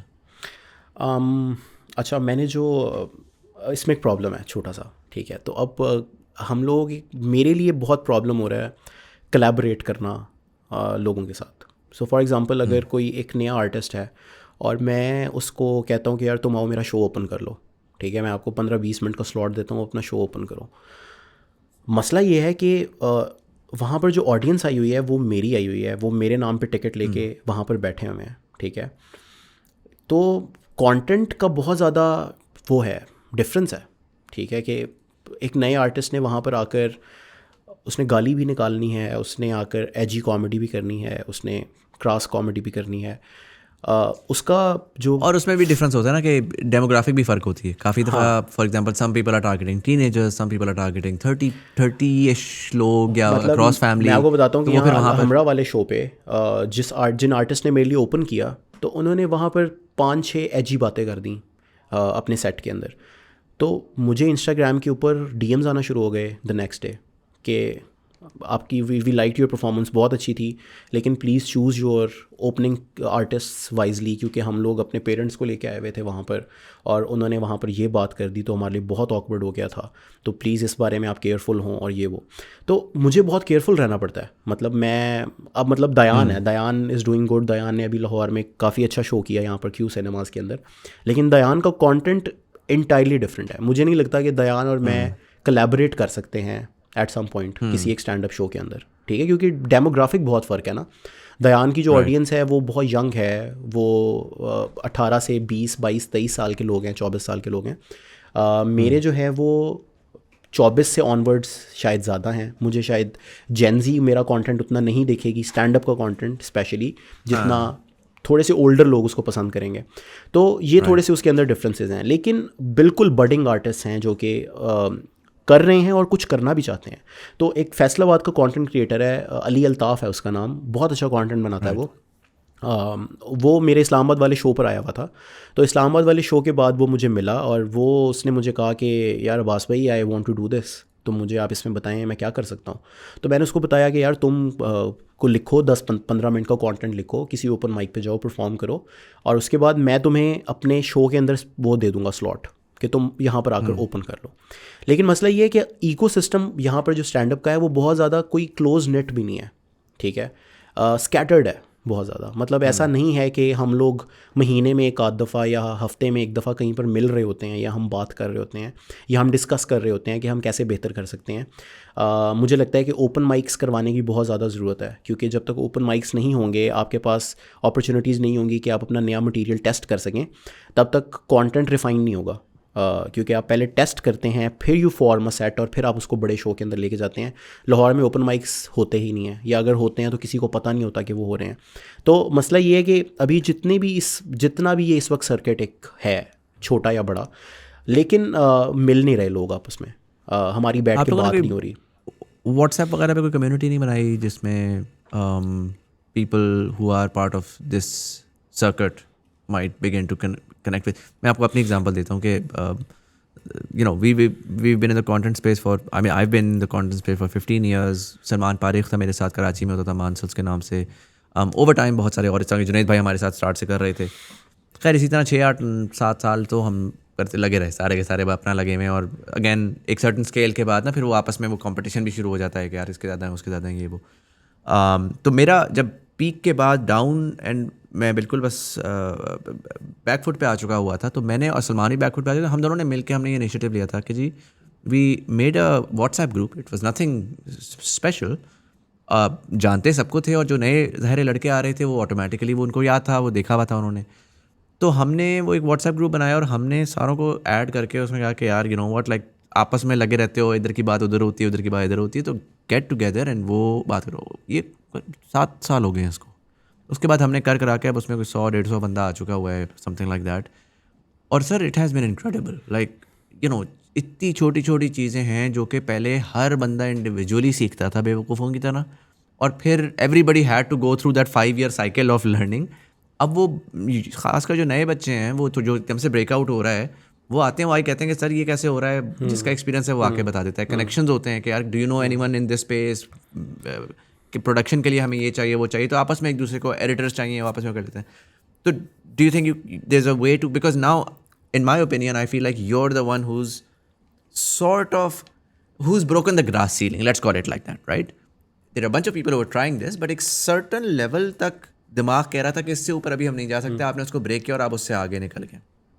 So obviously a lot of people will look up to you, and this sort of a moment, ये बड़ा make और break होता है। इसमें ना या तो आप अपना निकल के चले जाएं तो सडनली वो सारे के सारे सड़ना शुरू हो जाएंगे, यार देखो ज़रा ये निकल गया और ये तो दिमाग ख़राब हो गया, ईगो। दूसरा तरीका ये है कि यार आप जाएं और जाके कहेंगे यार मैं जा रहा हूँ, किसने चलना है मेरे साथ, जहाँ तक मेरे से हो सका मैं आप लोगों को साथ लेकर चलूँगा, come let's as a starter, let's come together and at least हम महीने में एक दफ़ा चाय पे बैठ जाया करेंगे जो शहर वाले लोग हैं। So I feel like something like that might actually be good in terms of communication. बिल्कुल ठीक कह रहे हैं आप। बिल्कुल हमारा व्हाट्सएप ग्रुप भी नहीं है, ठीक है, या अगर कोई है तो I am not a part of it at this point. लेकिन मैं बिल्कुल चाहूँगा, ये बिल्कुल ठीक बात है। मेरा इस वक्त प्रॉब्लम सिर्फ ये है कि आप क्योंकि अपनी चीज़ों के अंदर इतने ज़्यादा स्टक होते हैं, ठीक है, कि आपको वो टाइम नहीं मिल पाता कि आप अपना, क्योंकि मसला ये है कि मैं सिर्फ स्टैंड अप कॉमिक नहीं हूँ। इंडिया के अंदर जो स्टैंड अप कॉमिक्स हैं वो सिर्फ स्टैंड अप कॉमेडी कर रहे हैं। जो बाहर लोग स्टैंड अप कॉमेडी कर रहे हैं वो सिर्फ स्टैंड अप कॉमेडी कर रहे हैं। मैं एक कंटेंट क्रिएटर भी हूँ, मैं एक इन्फ्लुएंसर भी बन गया हूँ, although I hate that word, लेकिन इन्फ्लुएंसर भी हूँ। तो मेरा एक वो भी सिस्टम साथ साथ चल रहा है जो that's a full time job, you're doing 2 jobs yes, right that's now. a full time job जो कि मुझे स्टैंड अप के साथ बैलेंस करनी है। तो वो कुछ प्रॉब्लम्स हैं जो कि मेरे पास इस वक्त मुझे फेस करने पड़ रहे हैं। लेकिन आप बिल्कुल ठीक कह रहे हैं, मुझे खुद ये नीड फील होती है क्यों, सिंस मैं बहुत फॉलो करता हूँ जाकिर ख़ान को स्पेशली, और जाकिर ख़ान की जर्नी को। तो जाकिर ख़ान ने जब मैंने बहुत सारे बडिंग इंडियन कॉमिक्स जो नए नए आए, उन लोगों ने अपने पॉडकास्ट के अंदर कहा कि जाकिर भाई का मुंबई के अंदर या दिल्ली के अंदर वहाँ पर जो घर था उसको हम बैठक कहते थे। और उसका मतलब ये है कि आप वहाँ पर कोई भी नया आर्टिस्ट किसी भी शहर से आया है, पटना से आया है, कोई कानपुर से आया है, कोई कहीं से आया है, तो जाकिर की जो बैठक है और जो जाकिर का घर है वो उनके लिए एक ओपन स्पेस है, ठीक है, कि आप उधर जाएं, आप बैठें, आपको खाना भी मिलेगा, आप बैठ के इकट्ठे राइटिंग सेशंस कर रहे हैं वहाँ पर, आप अपने कंटेंट के ऊपर फीडबैक ले सकते हैं। जाकिर से डायरेक्टली नहीं ले सकते, तो वहाँ पर एट अ टाइम और इतने आर्टिस्ट होते हैं कि आप उनके साथ अपना काम वगैरह डिस्कस कर सकते हैं। तो जाकिर को वो जो एक sort of fatherly figure Indian stand up space के अंदर बना है, वो उसकी वजह यह है कि he was the first Hindi stand up comic जिसने जो पायनियर बना हिंदी स्टैंड अप का इंडिया के अंदर। उससे पहले ये AIB में तन्मय भट्ट वगैरह, वीर दास वगैरह या बाकी सब ये लोग इंग्लिश स्टैंड अप ही करते थे। तो ही स्टार्टेड इट, और फिर उसके बाद ही developed an ecosystem around him जो कि उसने वहाँ पर बनाया, और हैंस वो फिर अब जाकिर ख़ान है और वो उसका स्टेटस जो वहाँ पर एक है और इतना सेलिब्रेटेड है। तो नॉट दैट कि मैं वो कोई अपना कल्ट बनाना चाहता हूँ एक्टिवली, लेकिन मुझे लगता है कि फिर भी एक ज़रूरत मौजूद है कि उसको एट दिस पॉइंट स्टार्ट करना चाहिए। 100%. I think कल्ट की बिल्कुल भी बात नहीं है. I think it's about the ecosystem. I think the right word is ecosystem. And जब तक पाए बड़ा नहीं होगा ना, तो nobody really gets to fully enjoy or reap the rewards, because demand creation तभी होती है जब आपके बहुत सारे लोग कर रहे होते हैं और वो कंज्यूमर्स को लेकर आते हैं और कहते हैं ये भी एक मीडियम है, and then obviously the ones who are the very best वो उसके हिसाब से ग्रो करते हैं. I think a great example, I wrap it up right after this, but a great example is Arsalan Ash, if you've been following his journey. Yes. You know, he was this one guy, Pakistan did not support him, the government never supported him. Just sheer hard work and talent. And 6 Evo cups वो जीत चुका है, world championships जीत चुका है. But when he was doing all of that और उसको Red Bull के sponsors आ गए और ये आ गया, he came back, he got Atif, he created an entire team, he built an ecosystem, and now वो एक लेगेसी बना रहा है. ठीक है, अरसलान खुद इंडिविजुअली करता निकलता आगे चला जाता, लेकिन उसने वो नहीं किया. उसने कहा कि यार ठीक है मैं जाऊँगा, लेकिन मैं 10 और बना के जाऊँगा. हाँ, है अभी भी वही किंग, लेकिन that effort that he's put in, I think that's going to last for generations, and Pakistan is now on the map because of that. So I think a lot of people can learn from that. Abbas भाई, मैं यहाँ पर इसको wrap up करता हूँ. First of all, incredible story. Big fan of the work that you're doing, but more so than that, I do hope you're absolutely right. Okay, you should do the world tour when the time is right. I hope that time is right sooner than later. And I wish you all the very best. I hope, मैं बहुत अरसे से wait कर रहा हूँ कि एक हमारा मसाया आएगा जो कि स्टैंड अप कॉमेडी को सेट कर देगा. The irony in that statement considering our conversation, but inshallah I hope you can pave that way. एक लास्ट सवाल जनरली मैं तमाम लोगों से पूछता हूँ. क्लियरली आप एक you have that critical thinking mind to be able to analyze things, and उस रेफरेंस से मैं पूछना चाहता हूँ, how do you see as a Pakistani who's grown up, who's been cynical and who's been वो कि यार मैं बड़ा किंग हूँ, and then who's gone and Pakistan has given him back as well now. How do you see Pakistan 25 years from now in 2050, knowing what you know now, seeing what you see?